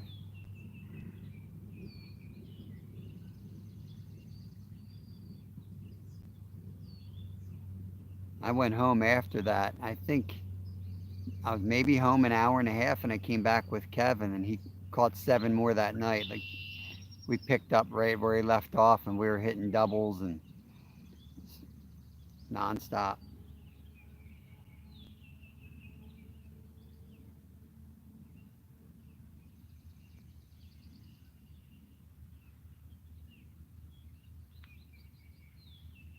Ooh, center rod. Take it, baby. Take that out. I should have brought my running shoes. I could have taken a lap. As soon as I was done here, I could have taken a lap. Here we go. That looks solid. Come on, take it down.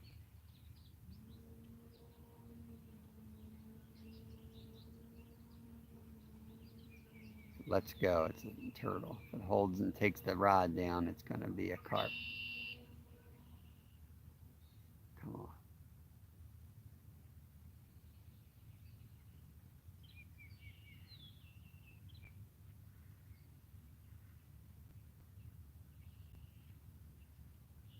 Kind of looks turtley to me.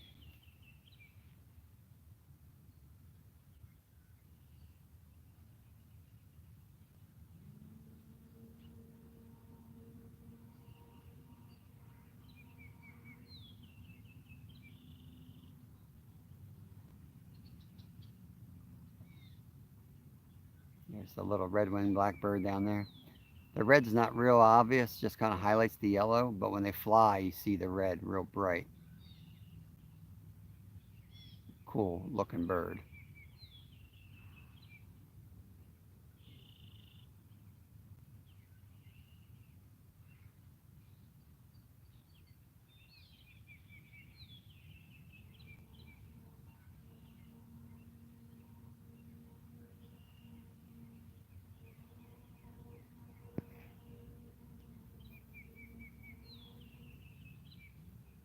Yeah, I do have a short of the two in the net. I had so many shorts scheduled out um, that I made them members only for now, but I will flip them over. I got to look at what day. I usually sit down and I try to do a short and I schedule them so the one comes out 8 a.m. and 8 p.m. each day. Figure that's about all people can stand to me. Two shorts a day and a live is plenty. Um, so I'll just schedule them out and kind of keep pushing them back for a few weeks. So if I'm not fishing or I'm not recording or whatever, but I also try to keep them fresh. I don't like to put stuff out that wasn't caught in the last week, 2 weeks tops. So they'll be out later this week probably.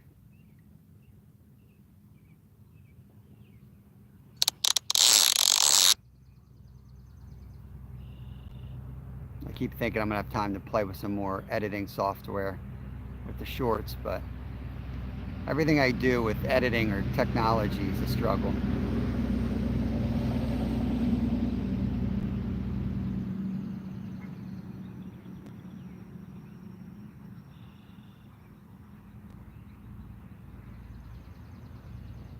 I ended up screwing up something on the phone because I was trying to figure out another way to edit from somebody's suggestion, and I ended up deleting my GoPro app, and I can't get it on again. Now it says that it's not available, and so now I really have no way of making shorts without actually shooting it on my phone. So I'm trying to figure out how to take it from you out like Filmora on desktop and make a short from it. I haven't quite figured that part out yet.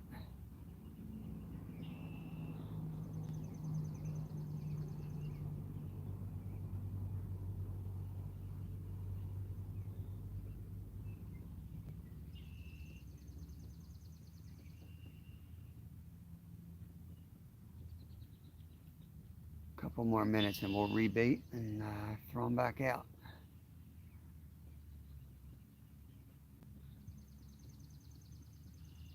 I'll throw out on the angle and risk one behind the wood. I'll risk losing one behind the wood pile.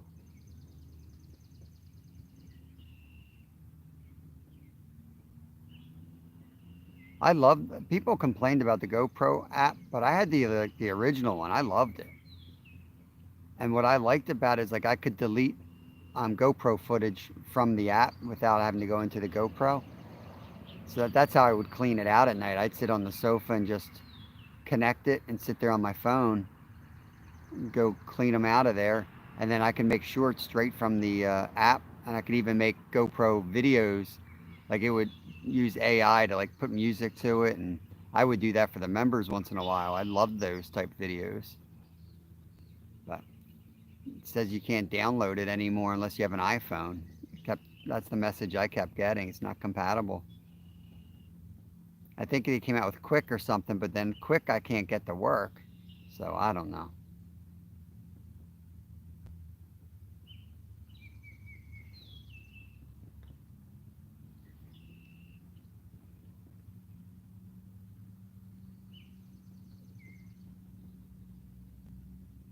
I love editing, but I don't like learning new software and tools and stuff.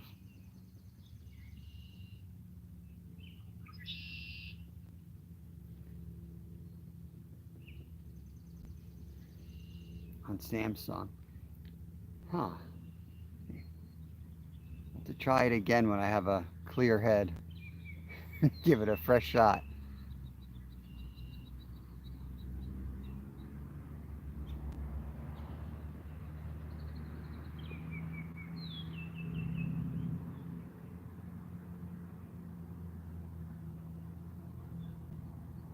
By the time I figure it out, I'll probably be getting a new phone anyway.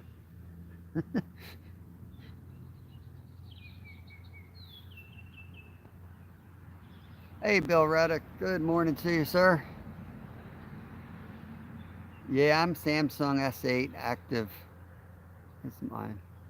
What the heck was that? That might have been that may have been a sucker fish that just jumped. They must be spawning. That looked like a sucker. Let's rebait and recast. It's time.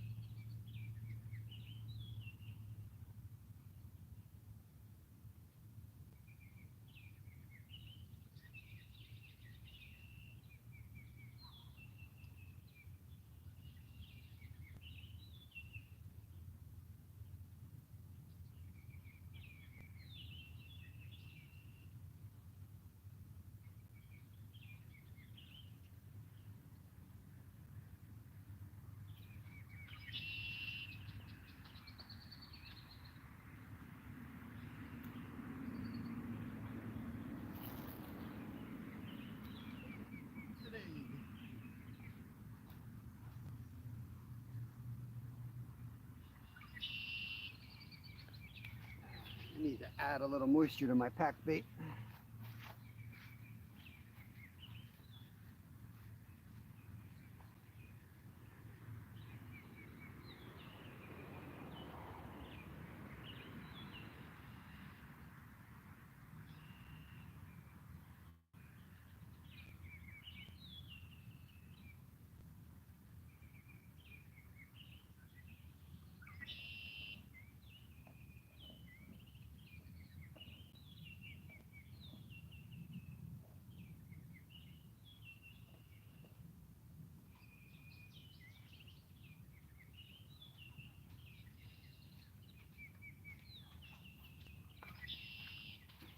Little on the dry side.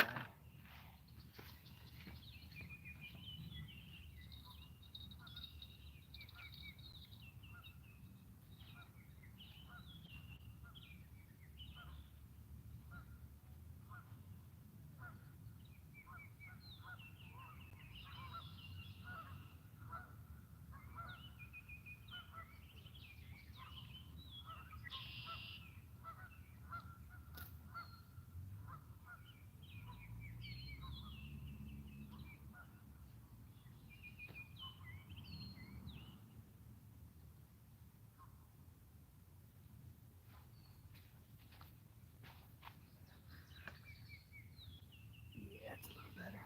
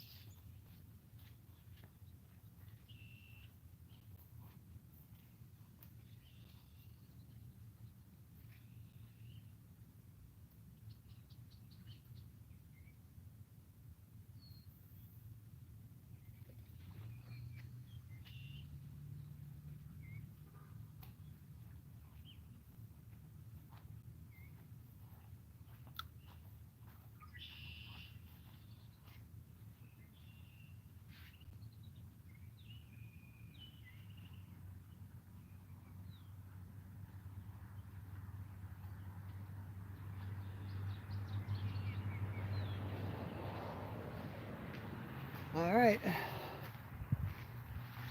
It's time. Let's see. It's time for a hit here.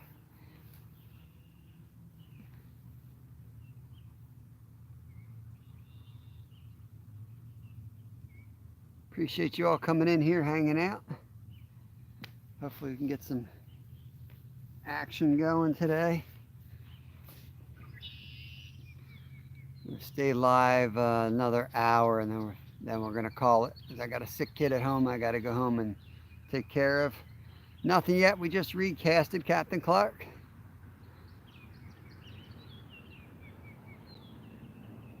Gonna try again here.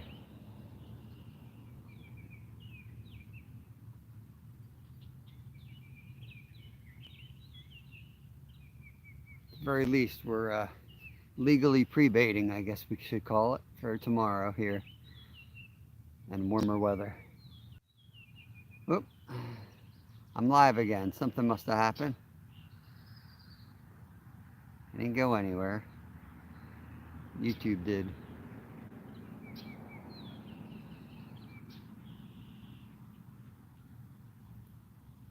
Get all that slacking. I can't keep the middle line tight. I'll have to put a heavier weight on that one.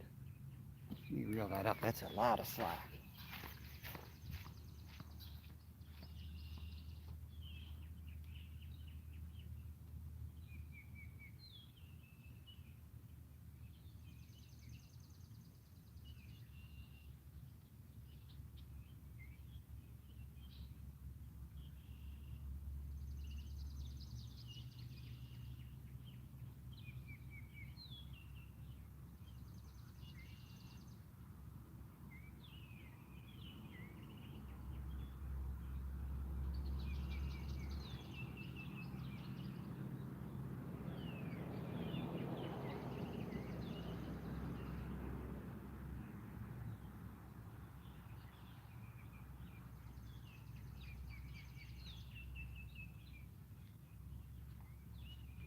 something little messing with that. I don't know if it's trout or turtles. Just let them play with it a little bit and then I'll recast that one.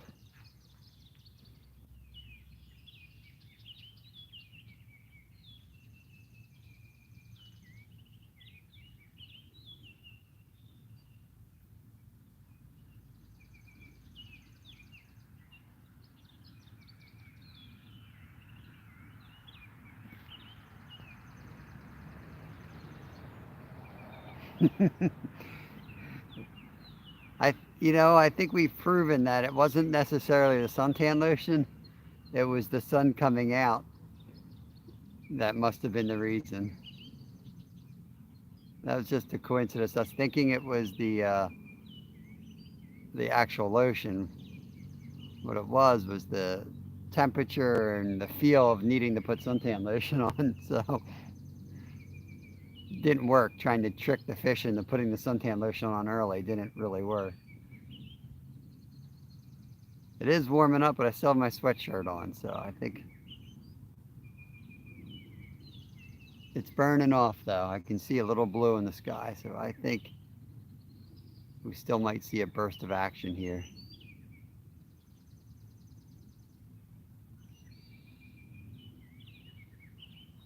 Oof, end rod. Slack just built up. Saw something out of the corner of my eye and I looked back and there's slack in the line. So we'll keep an eye on that rod. See if it goes down here.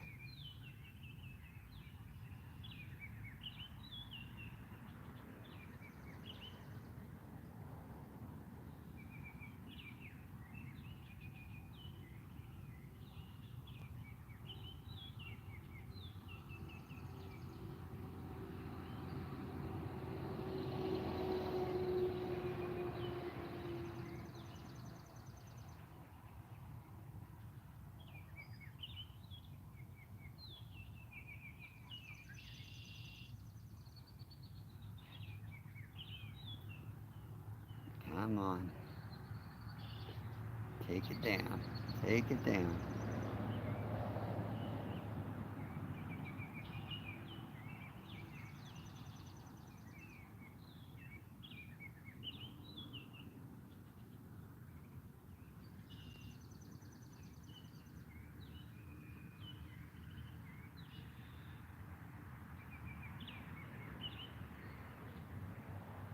Ooh, come on, come on. Let's go. Take it down, baby.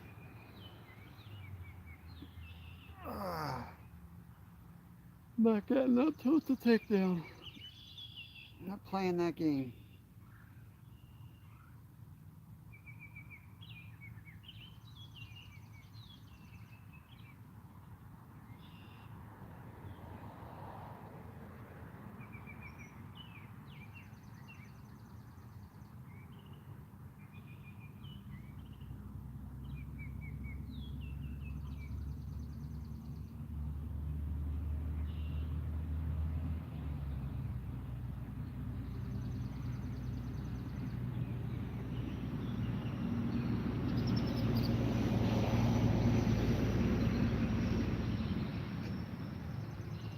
Definitely something eating the pack. I just don't know what it is.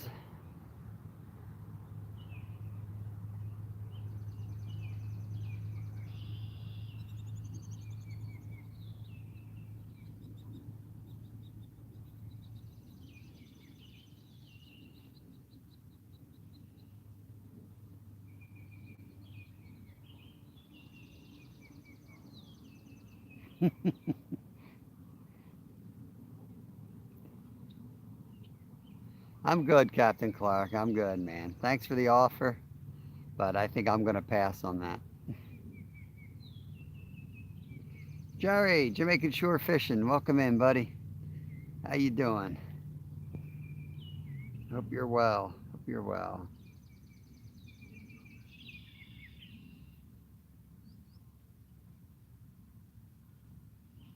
Lance McKay.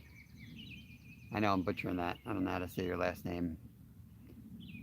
But welcome in. Good to see you. Thanks for stopping by. Hopefully we'll get something to bite here. Coming off a killer week, but then the weather dropped over the weekend and cold rain all weekend. It's really stunted the bite so far. Might take another day for it to pick back up, but we got rods out. See what happens. Could get an evening bite today even. If not, the midday bite's been where it's at lately though. Right around noon, it's been fire all last week.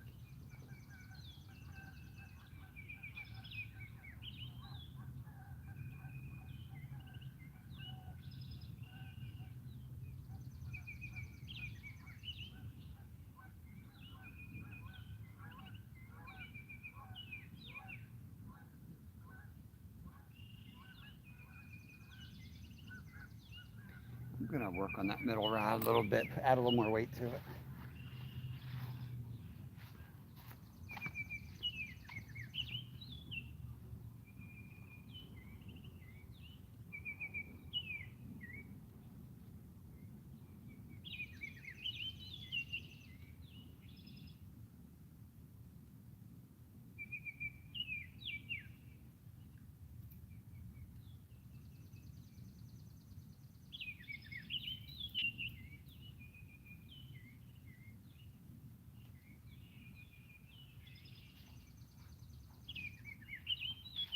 Well, heck, that ain't gonna catch a fish.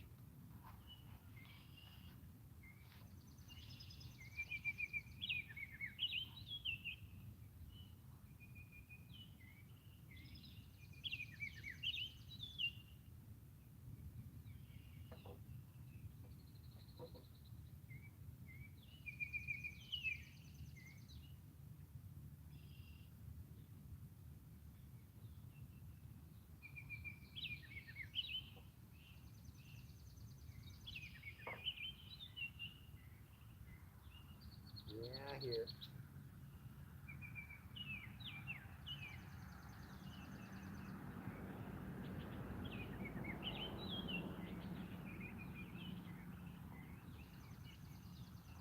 It might go. We'll see.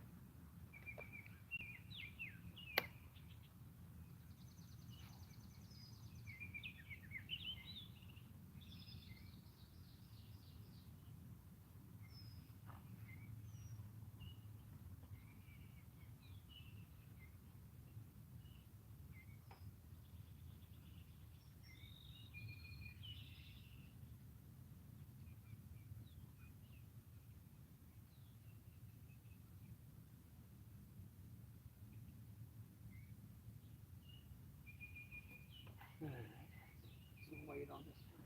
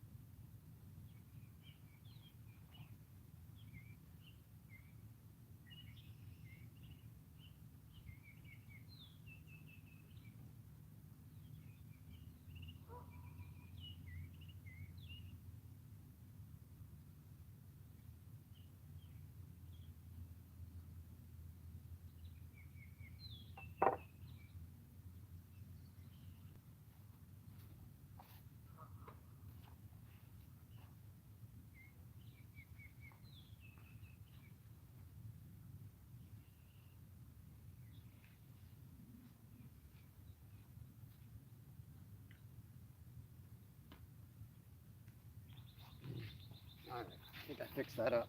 Add a little more weight to it. made the mistake of putting my lightest method feeder on my heaviest line. It's not a good matchup.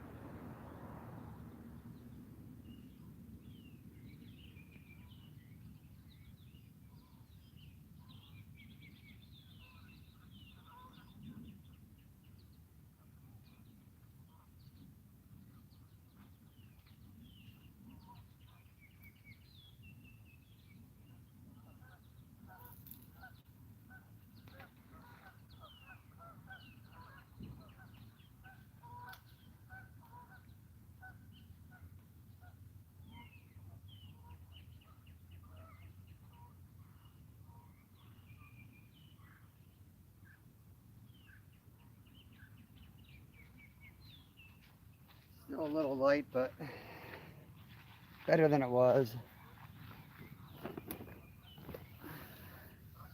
Keep that line out a little bit more anyway.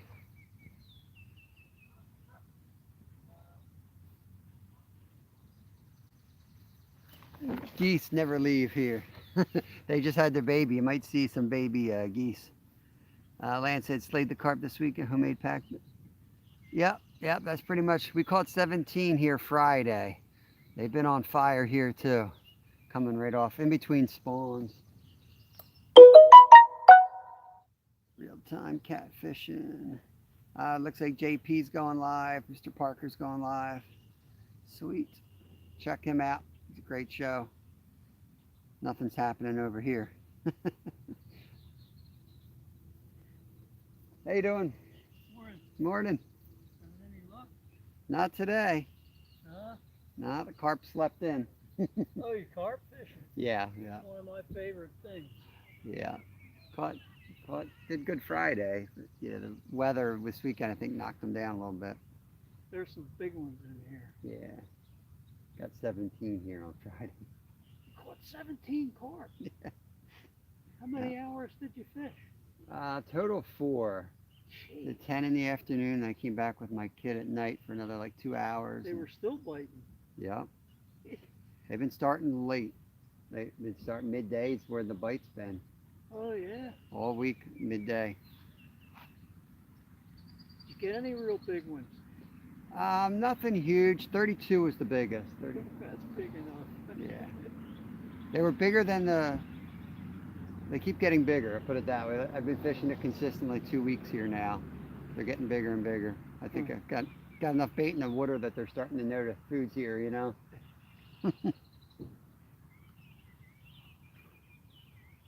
Yeah, they'll be spawning.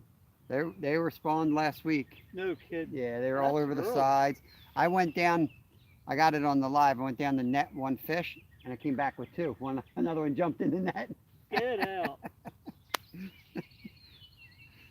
I netted and I was like, I know I didn't hook 2 fish. Like I saw it coming in. It was one of those moments you looked in your net. I'm like, what the heck's going on here? One over here, I had to push back in the water. He got stuck up in the dirt. Oh, jeez. They were going crazy. And the Yeah, next day, they were on fire eating. I never heard of catching that many in one. Yeah, day. I've been trying to get 20. 17 was my best. I did it last year. I caught 17 in the day too. Holy cow.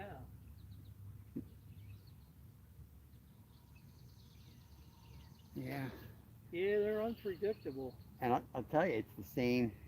It's that they seem like they spawn one day in this lake. Like one day they just go berserk, and it's the following day. The same thing happened last year when I had the big numbers. And usually they'll tell you once you spawn and give them 2 weeks or whatever.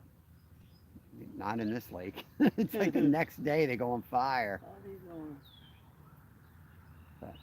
I want to get up on the reservoir because I've caught some real big ones up there. Oh, yeah?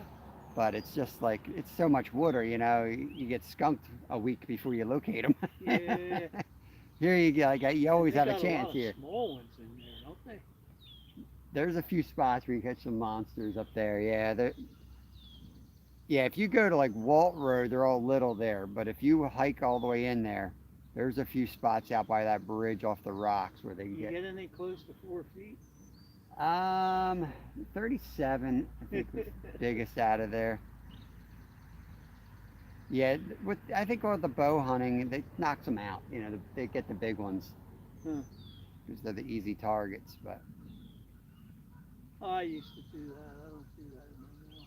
I don't. I'm not really into it. My son's getting into it now. I just got him a bow, and I told him, "You shoot it, you got to eat it. So you're not going to go out and shoot 20. You know, you shoot one, we'll smoke it up, eat it, and decide you want to shoot another one. You go ahead and do it." That's the trouble with shooting them. You kill them. That's it. You can take them.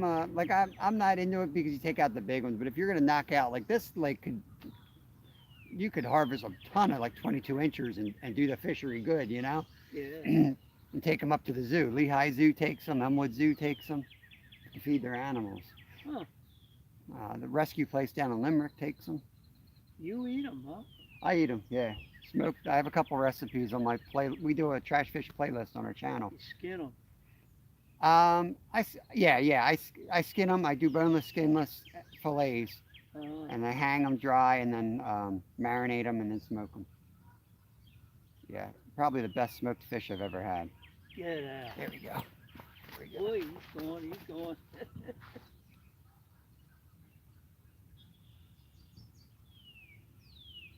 We've been catching a lot of sucker fish in here too lately. Oh, yeah, Yeah. suckers. Yeah. Got gold shiner and a sucker last week too. I've never caught a gold shiner in here either. There he goes. Yeah. Not a carp. I mean, he's off anyway. Oh, he's on. It might be another shiner. Oh, my gosh. Yeah, it's another shiner. I've never caught these guys in here before. I wonder if they stocked them. Looks like a form of carp. No, it's a gold shiner. You can tell by the mouth. See the mouth on it? Oh, yeah, it don't have the sucker. This is great bait right here. Here you go, guys. One of the fake carp. Another fake carp catch. Gold shiner. Great bass bait. I should throw it right in the freezer. But I'll bet for like stock them. I mean, I've been fishing this since I was a little kid. I never caught one. I caught 2 in a week. I wonder how it would be if somehow you get your bait off the bottom. Like Well, a this- floating bait. This floats. That's why I use fake corn. This floats. So Oh, this will sit and this will slide out and float up. Especially in the summer in here, it's my opinion because it gets all overgrown that it needs to float up at least 3 feet off the bottom.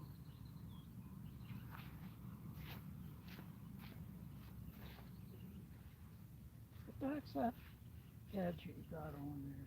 That's pack bait. I use No, pack I bait. mean, oh, The method feeder. oh. It's just a weight with some plastic with the grab hold of.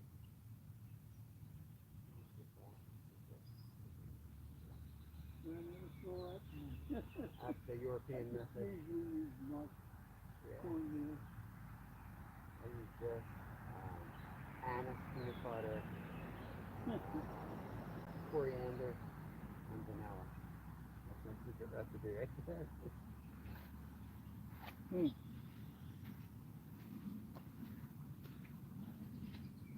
Oh, there it goes, flying right off the roof. Doesn't stick on too good, huh? It's a little dry. I need to add a little more water. It usually sticks on just fine, but enough of it sticks on anyway. If you put too much on, it flies off. So you don't need all that on. You ever use mush cornmeal? Yeah, I haven't found anything works better than this. No kidding. Yeah, this is kind of the best one I've found. Catfish regulators. What's up, Tom? Welcome in, buddy. Hope you're doing good. Aaron, welcome in. Yep. Yeah, I've done a lot of bow fishing back in the day too. I don't like targeting the big ones.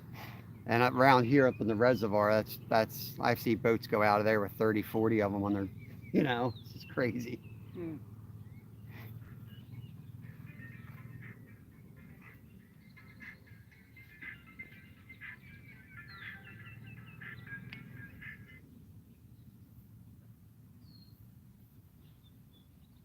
these damn calls and you answer and nobody's there.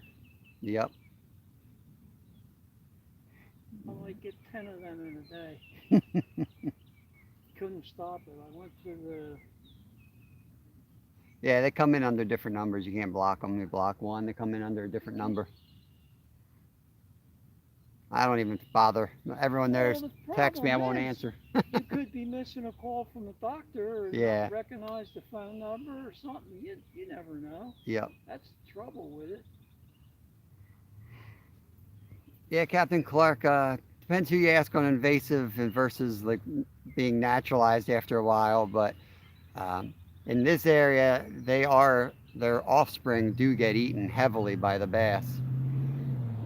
But they do also roll up on the sides and dislodge eggs, so they are still kind of largely trash fish in this area. But I think their reputation's improving. Nothing fights better than them, in my opinion.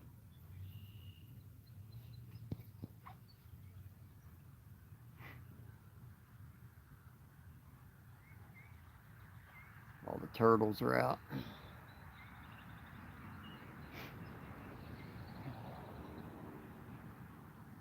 Yeah, I have to look up the park and see. I'll bet you they stocked golden shiners in here.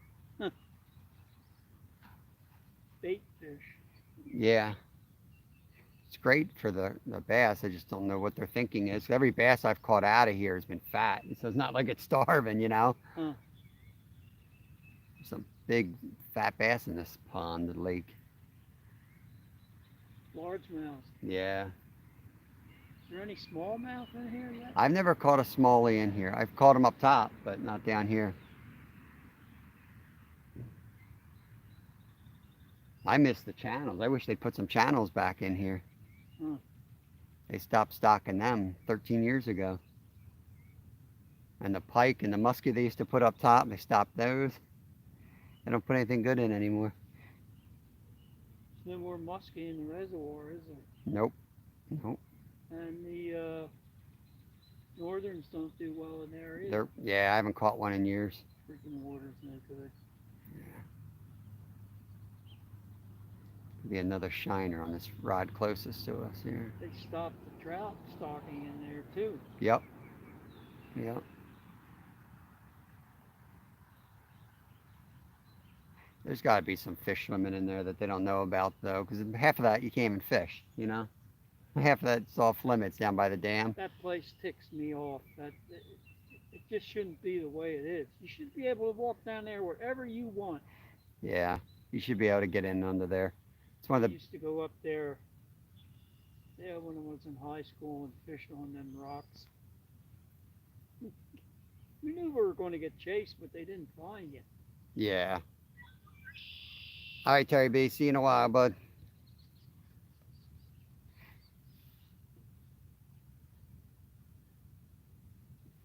Got 24 thumbs up. Appreciate y'all. Hopefully we'll get some action for you today.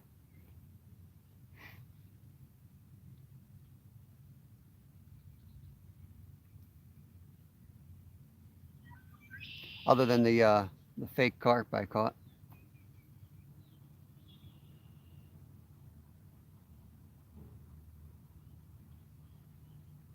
I wonder if that's carp out there. Something's coming up. That's a turtle out there. Oh. See his shell and then his head and his feet. He's a monster. I've seen some big ones up in spring out there at the ballpark. What used to be the ballpark at the dam.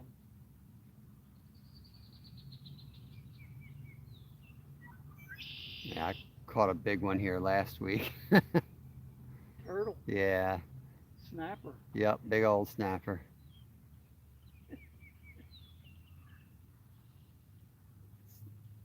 Another shiner, like little tiny hits.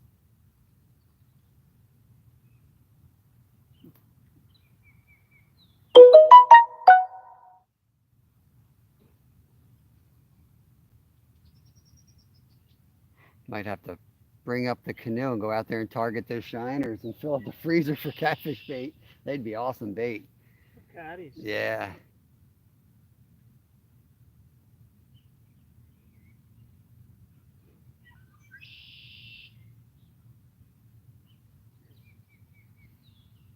Common carp have been here since the first settlers. Yep, Lance. Yep, that's right. I did a whole video on the pioneer days and carp, the history of it, and how carp were only eaten by royalty in England up until the time the commoner could afford it, and they came to the U.S. Then suddenly the kings and queens didn't really they they they didn't think highly of it anymore. It became like a less than noble food. But you're dead on. Pioneers used it. They stocked every pond going west because it was a great protein source back in the day. It's highly sought after. So it just depends on how they're raised. Yeah, I'm going to have to check. That's going to be a little shiner.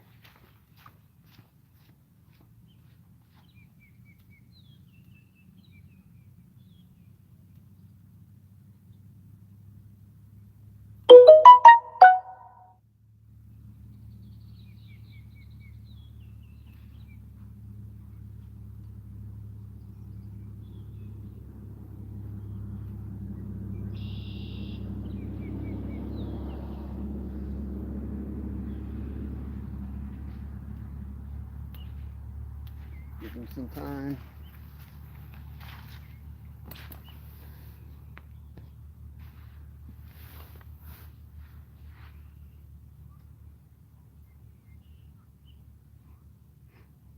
Yeah, at this point, I agree, Lance. I think they're just part of the system at this point. Do more harm than good trying to remove them.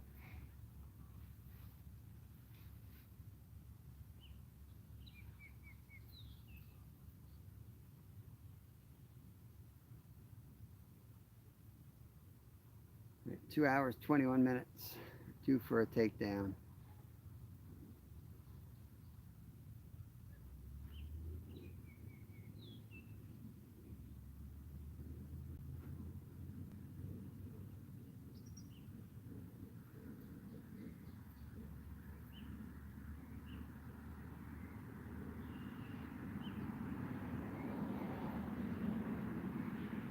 I think they got the bass tournament here next weekend.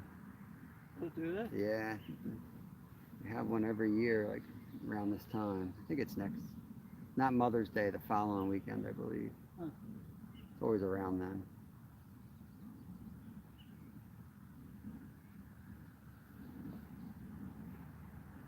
Try to fish it before that, 'cause it's no good after that for like a month. Mm. Tear it up in here. Trout fish too. What's that? You can fish for the trout too. Yeah, yeah. Yeah, I'm multi-species. I go after everything. Yeah. Whatever's playing. Fishing's fishing. Yeah, I was down striper fishing yesterday down the shore and flounder fishing. Huh. Um, whatever's in season, whatever's biting, I'll go after. I'll do a little bit more carp. Just got off a trout doing carp, and then once the flatties start biting, that'll be kind of the bulk of my fishing. Will be flathead fishing. Lance said, I did research on them. People here in the USA need to do more research on the carp, even more on buffalo fish, because they ain't no carp. They're in the sucker family. That's right. Yep, back in my spot, Carl. No, it's been slow today. That's all right. I think it's going to take till it warms up again today. We had 2 cold days of rain, kind of changed up the system. We were on them all last week, so that's all right. We'll be back here tomorrow. I'll give them another 40 minutes here, and then we'll set back up tomorrow and wait for them to start feeding. That's how it goes. You run around looking for different spots all day, but they ain't biting here, they ain't biting there.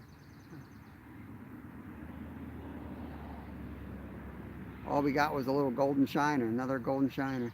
I have to bring the bait bucket and the bubbler tomorrow, though. We get another of these guys, I'll put them in the pond at home.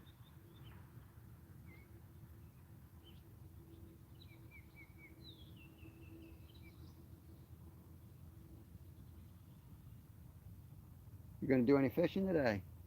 You gonna get out? I don't do enough fishing. I only went out trout fishing once. I'm a member of Southern Harleysville. Oh, okay, nice. I'm a member down at Stony Creek, so we do some of the trout stockings. We raise trout over in the nursery there in the farm park. Yeah, they have a nursery too. Yeah, yeah. It's fun. It's fun. My kids love it. Love stock. They love stocking more than catching, running out on the gator and floating the creeks and throwing them in. It's such a fun place to hang out. We go down there and they have bonfires and parties after we're done stocking. First day I wanted to fish the stream and they didn't stock it. Kind of the high water. Yeah. If I'd have known that, I wouldn't have went out. I did that last year. I fished East Branch Perky and fished hard for 4 hours, caught nothing, and then went home and checked the schedule. And then by then they had canceled or postponed. And it was like, Oh, I figured, and I was halfway into it, but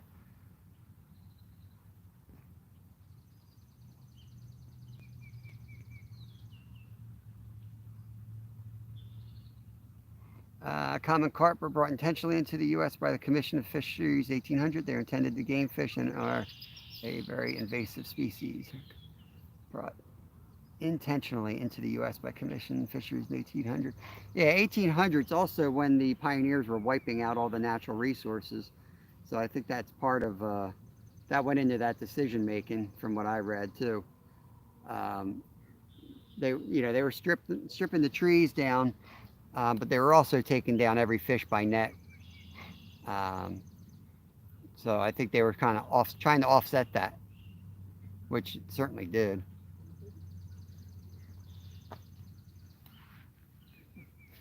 I think each water has to be looked at separately. It could be a horrible thing for one body of water and not a bad thing for another body of water.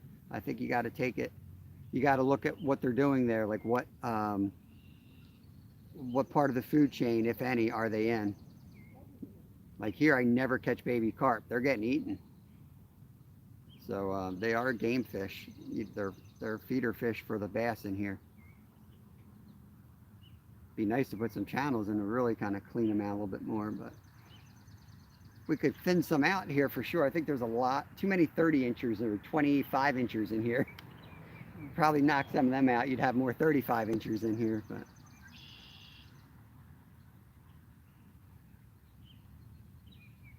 I don't know if there's a better fighting fish from beginning to end though. They fight as soon as you hook them. They fight right till the end. carp. Yeah. Catfish run hard, muskie run hard, pike run hard, but they all do that run and stop, run and stop. Yeah. These guys just keep going. They don't quit. And they can use the current. You catch them down in the Perky, they'll use the 3/4 method like a salmon. Yeah. And good luck, man. You have to like really turn their head sometimes. That first run they make when you hook them, that's a powerful run. If you get them in the shallows, their first run is insane. You hook them.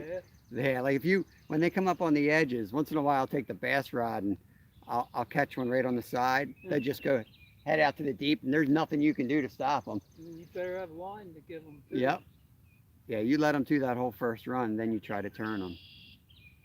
But they never quit. And if there's a bunch of Here, fishy. That's right, Dwight. Call them in. Stuff, Yeah, this whole area is swamp. they'll go for it. Yep. Yeah, yep, like that out there. They'll come straight into the bank. I had one big one that we couldn't turn last week. I would love to have seen how big he was. He just went down that way, and I had him, couldn't do anything about it. I just kept tightening down, and off he went. Would he break the line? Yep, Yeah. snapped me off. Yeah, sometimes I try to pull them away from like that. They'll go for that piece Yep. of crap out there. Yep, absolutely. You try to pull them away and you break the line. Yeah.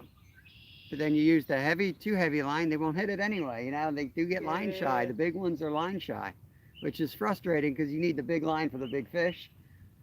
But I know that here in like the Perky, I've been fishing them for years, and I keep finding out that there's a lot bigger carp in there than people think, but they're smart. They really are smart. Every time I catch the big one, it's on my lightest line. I even rig them up thinking like that's where I always get the big ones. I'll put the big rod there and I'll get them on the 12-pound test every time. What about the yellow line? You ever use that so you can see it? They see that? They see it. I had for a month I've been using this high vis line. I caught one carp on it. I'll be darned. They see it. There is something to it, huh? Yeah, they're definitely line shy. Catfish don't matter, but they're not line shy at all, in my opinion. Curbside Classics, good afternoon, welcome in. Afternoon over there, right here, it's still morning. 11:09, late morning. Gonna give it another half an hour, and I'm gonna go home and have some lunch and rig up for something else. You retired? I'm just on YouTube full time. That's my job now. I used to guide up in Alaska, and then I worked Oh, really? yeah, I worked for another company or locally, and then I got a package there. They were gonna lay everybody off in June. I said, just lay me off now. They said June's a great time for us, you know, if you can hold off till June.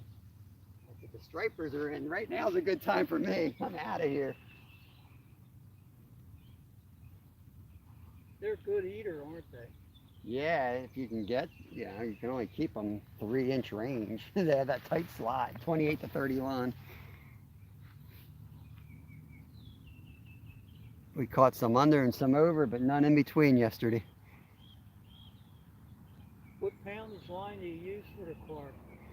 I mean, I'm multi-species, so I never got the right stuff on, but this one down here on the right is probably 12. The middle one I think is 20, and that one's like 15.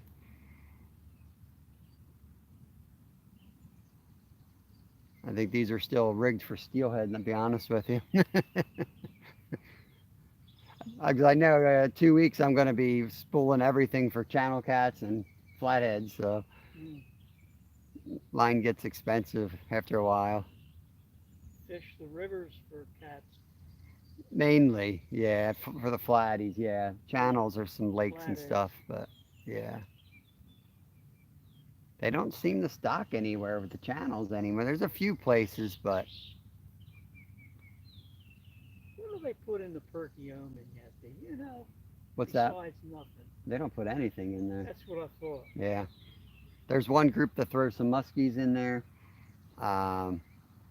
They stopped the channels 13 years ago. When they knocked down the dams, they stopped that. That's another thing. That is a mistake, isn't it? They had this whole They theory make a about it snook bringing all out of it. these fish up, and it hasn't happened.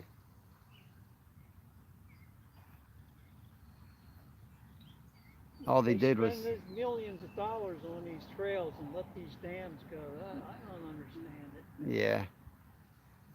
yeah, I don't know. I mean, there's dams between here and Philly, so like, why wouldn't you start down there and work your way up? Like, what's it going to do up here? If you're trying to bring up the shad run, if that's what you're trying to do, or the, you know, like, how are they going to get up here? Yeah.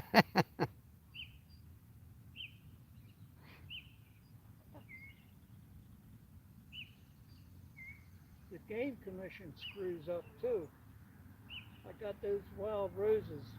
I'm completely surrounded by them. Yeah. Would they put That those was in? a big, big mistake. Would they put them in for the deer or something, or Cover, I guess. cover? Biggest mistake they ever made. Yeah. It's a haven for ticks. Rod's getting knocked around. The rod on the right again. Yeah, he's after it. Whatever it is. Yep. Might have to go catch myself another shiner. I'm gonna wait.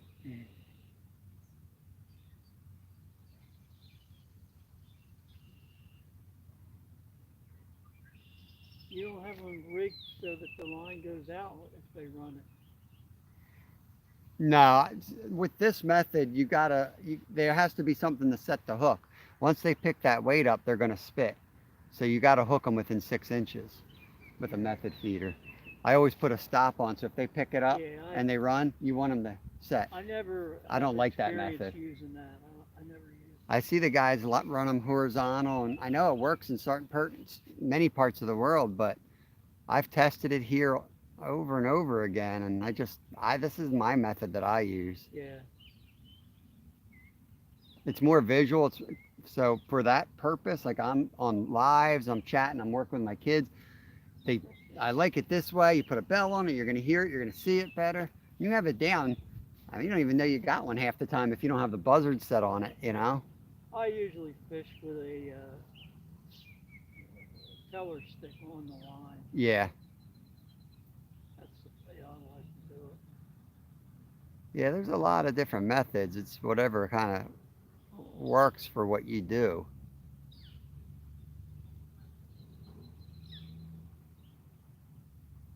I change my approaches when I'm fishing near somebody who outfishes me. Then I usually steal their methods. That's how I got to this method. Yeah, live and learn, huh? Yep.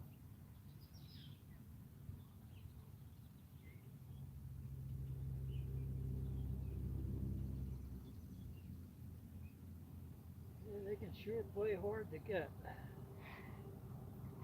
Yeah. Sometimes they're just not they're just not feeding, and it's not much you can do about it.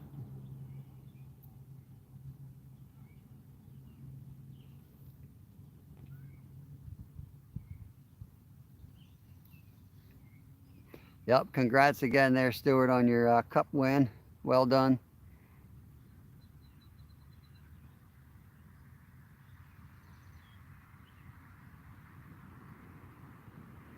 Center rod's getting tapped now.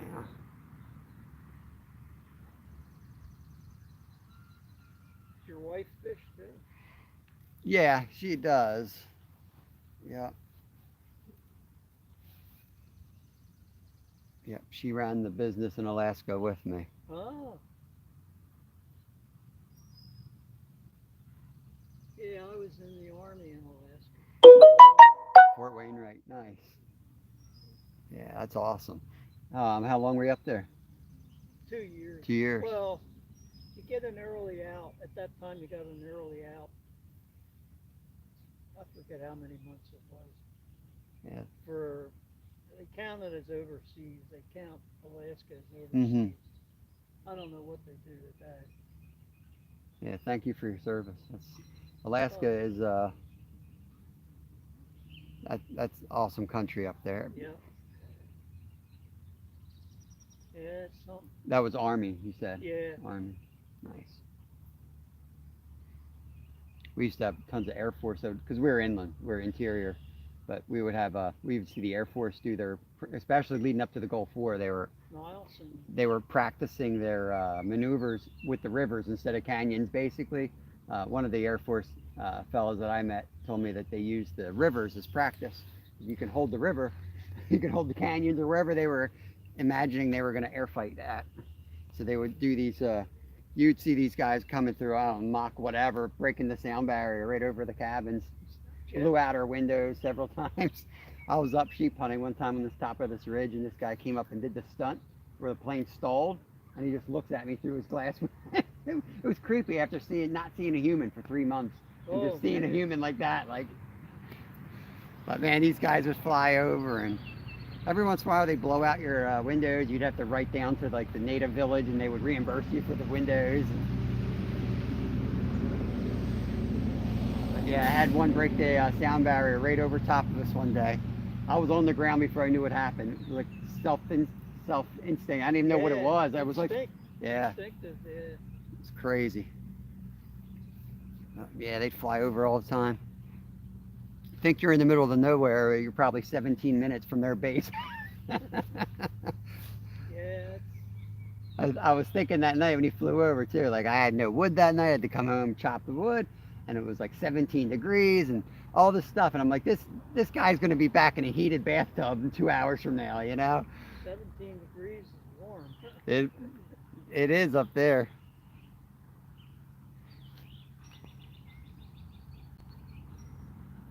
That's right, curbside. That's what I do. I don't think there's one right way to do anything.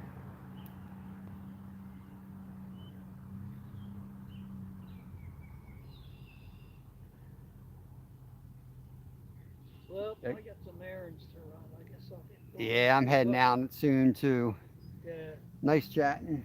yeah. Have a good rest of your day. Take care. Yeah.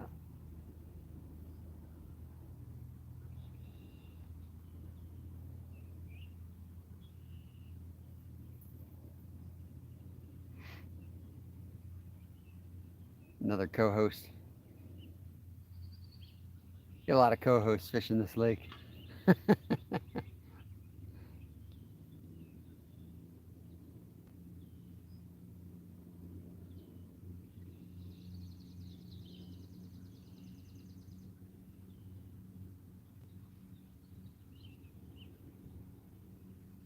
And fishing this spot, they have to come out of their cars, walk down the hill. If I fish on the other side of the lake, you get all the dog walkers. I'll take these guys. Most of them are fishermen that are going to walk down to talk to a fisherman.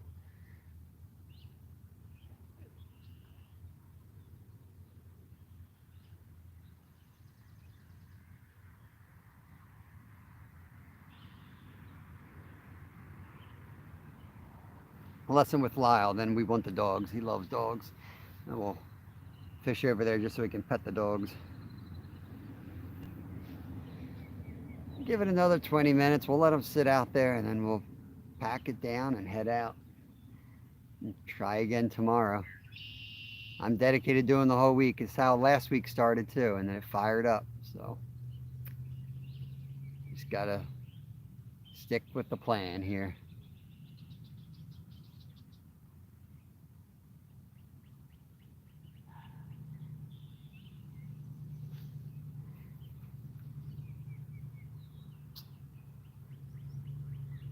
Though tomorrow I will bring the bait bucket. Take one of those shiners, keep them alive.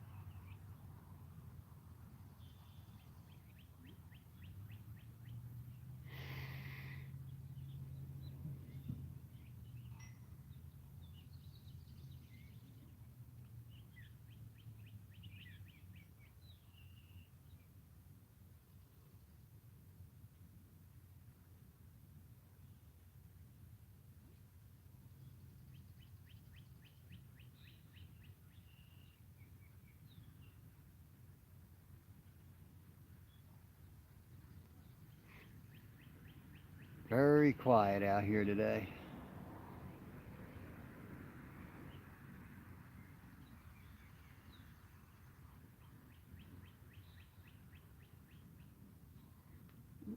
Little taps on the rod on the right again.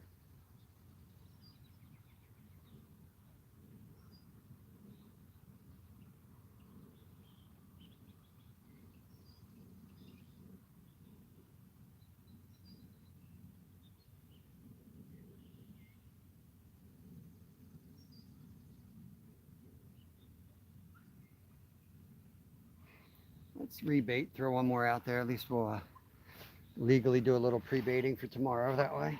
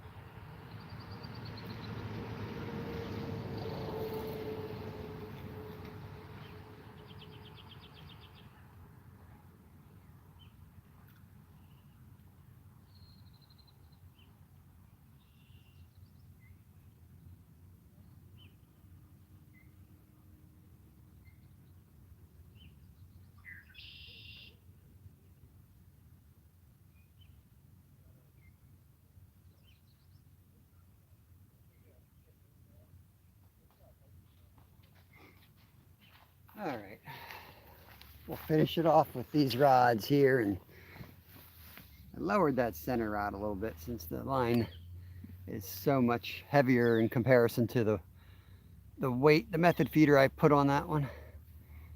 I'll re-rig that one tonight with a heavier method feeder.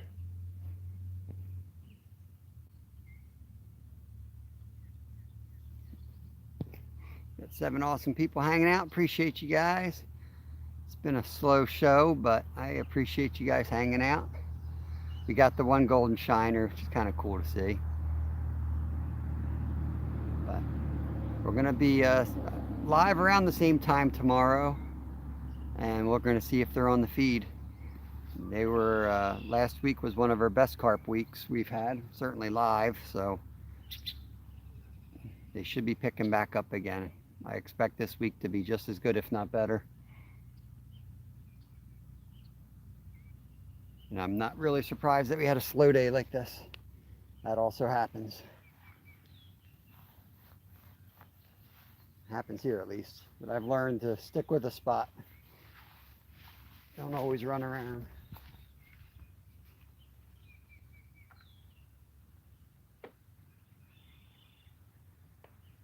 I'll just straighten up a little bit so that we can pull these and I can get home the Lyle in a little bit.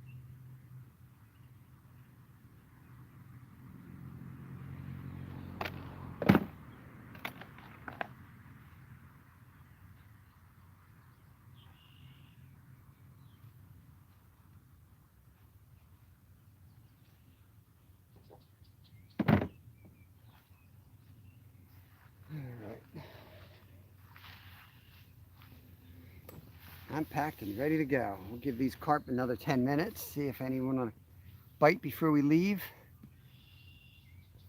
And we'll call it a day. We'll get them next time, Dwight. We'll get them next time. Still got 10 minutes. We can get them today yet.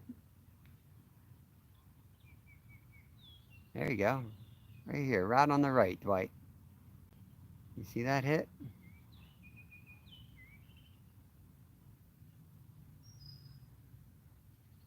We probably will get one, then I'll feel bad leaving while the bite's developing. It's usually how fishing goes.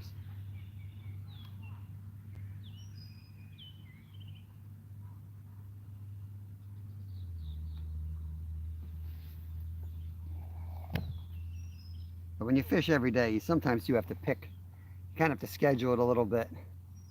You do have other things you still have to get done so that we can fish again tomorrow. Most important thing was we showed up, checked out the bite, got some food in the water, and we're prepared now for tomorrow.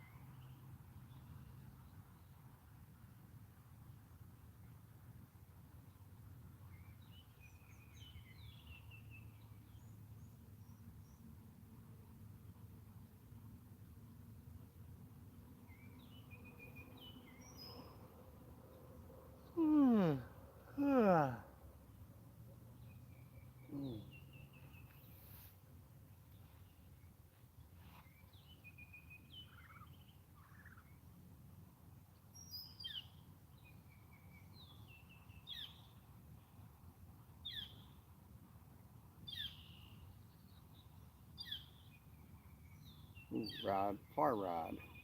Something just picked up that line and tugged pretty good there.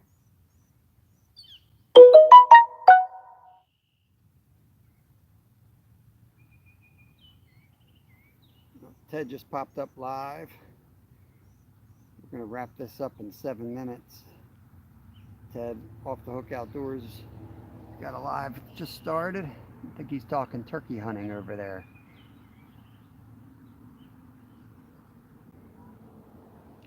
Wishing I was fishing. We're just about to wrap it up, Terry B.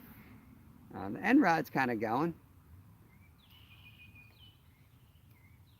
I think I need a carp to officially say we didn't get skunked, or I might have some complaints if I claim my golden shiner as a catch today.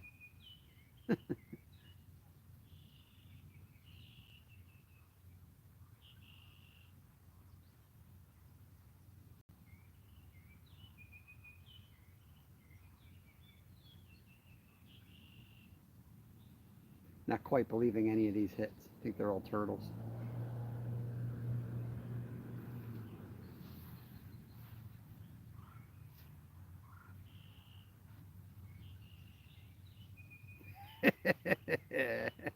Jake. Oh man.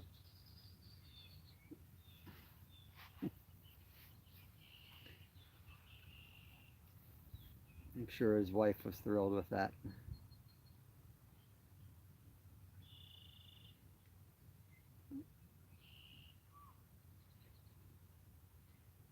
At least something out there is eating. I guess it's all turtles and shiners, but the lines have been moving.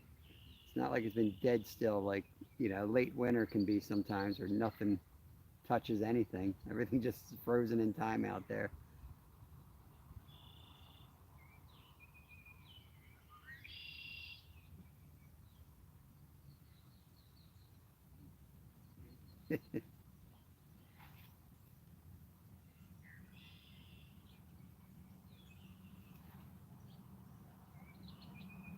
I don't think you guys know what Kevin's middle name is. I might have to figure out how to do a contest to figure out what Kevin's middle name is. He's got an interesting one.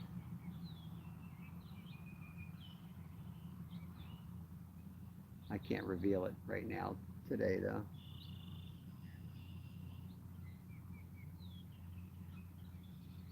I might want to use it as a contest.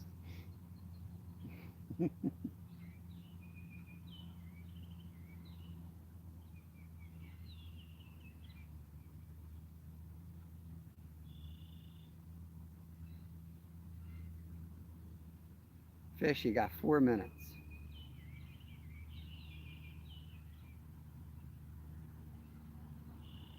I ordered rent a fish 3 hours ago and they're still not here. I hope I'm getting a full refund today. Whoop, whoop. Enrod just got knocked. Ooh.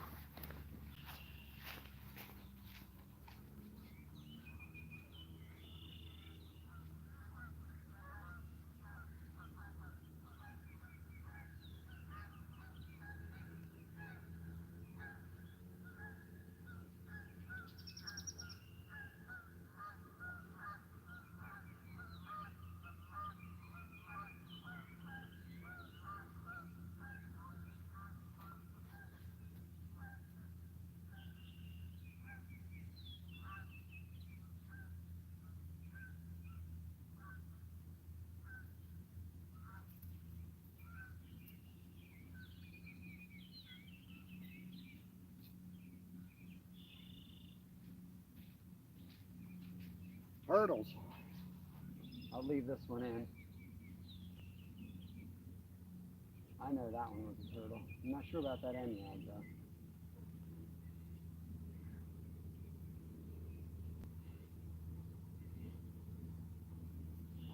I felt that turtle pull and then let it go, and I reeled it away from him.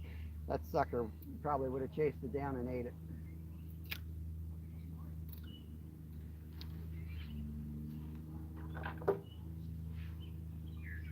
Turtles got to eat too.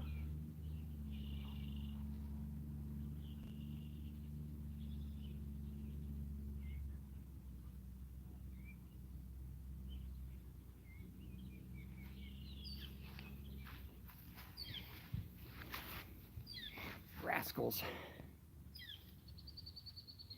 All right, Terry B, thanks for coming in, buddy. Have a good day.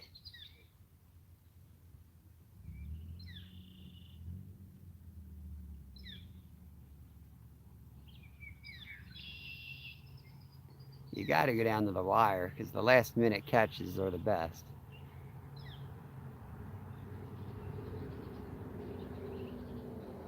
I'll give them right to the minute and 10-second mark, and I'll get up and I'll reel them in. But there's definitely something eating on that far rod.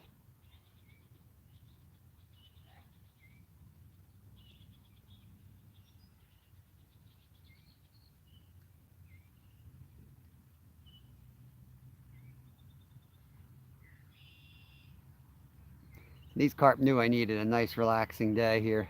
They left me alone. Oh, oh, oh, head on the close rod. You got 30 seconds, fish.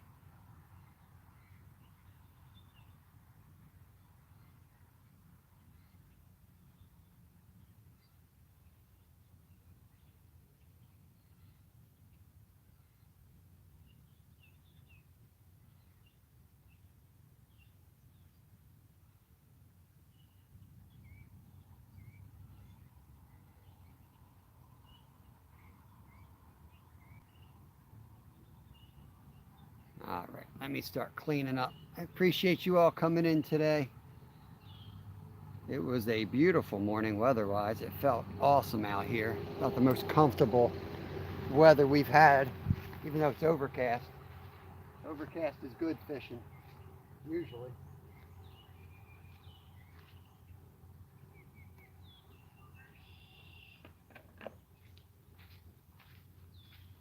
Right.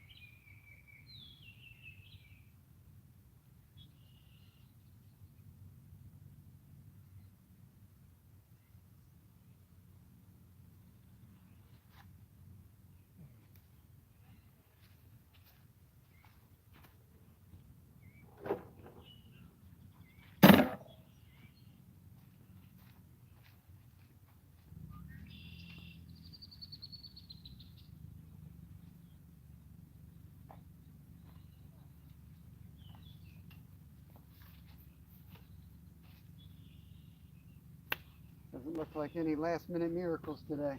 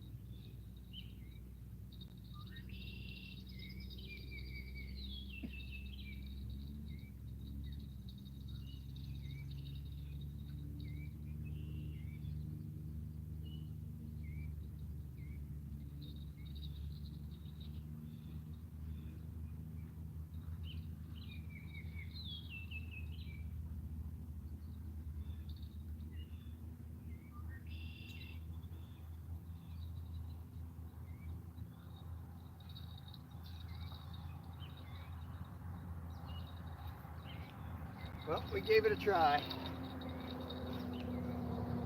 At least we knocked the salt water off these rods and gear. And we're rigged and ready for tomorrow. So let me go home, take care of Lyle, and I'll catch you all on the water next time. Switch this camera around. Whoops, I disappeared. Yeah, there you go. So yeah, thanks for coming in. Yeah, see, it's foggy either way. This looks foggy on this side. That's where we are. See the park area behind me. There's the lake. Going back over to the bank. Yeah, that's the full 360 view. All right, guys, I'm out of here. Thanks for watching. Catch you tomorrow. Be about the same time. Peace out. Take care of yourselves.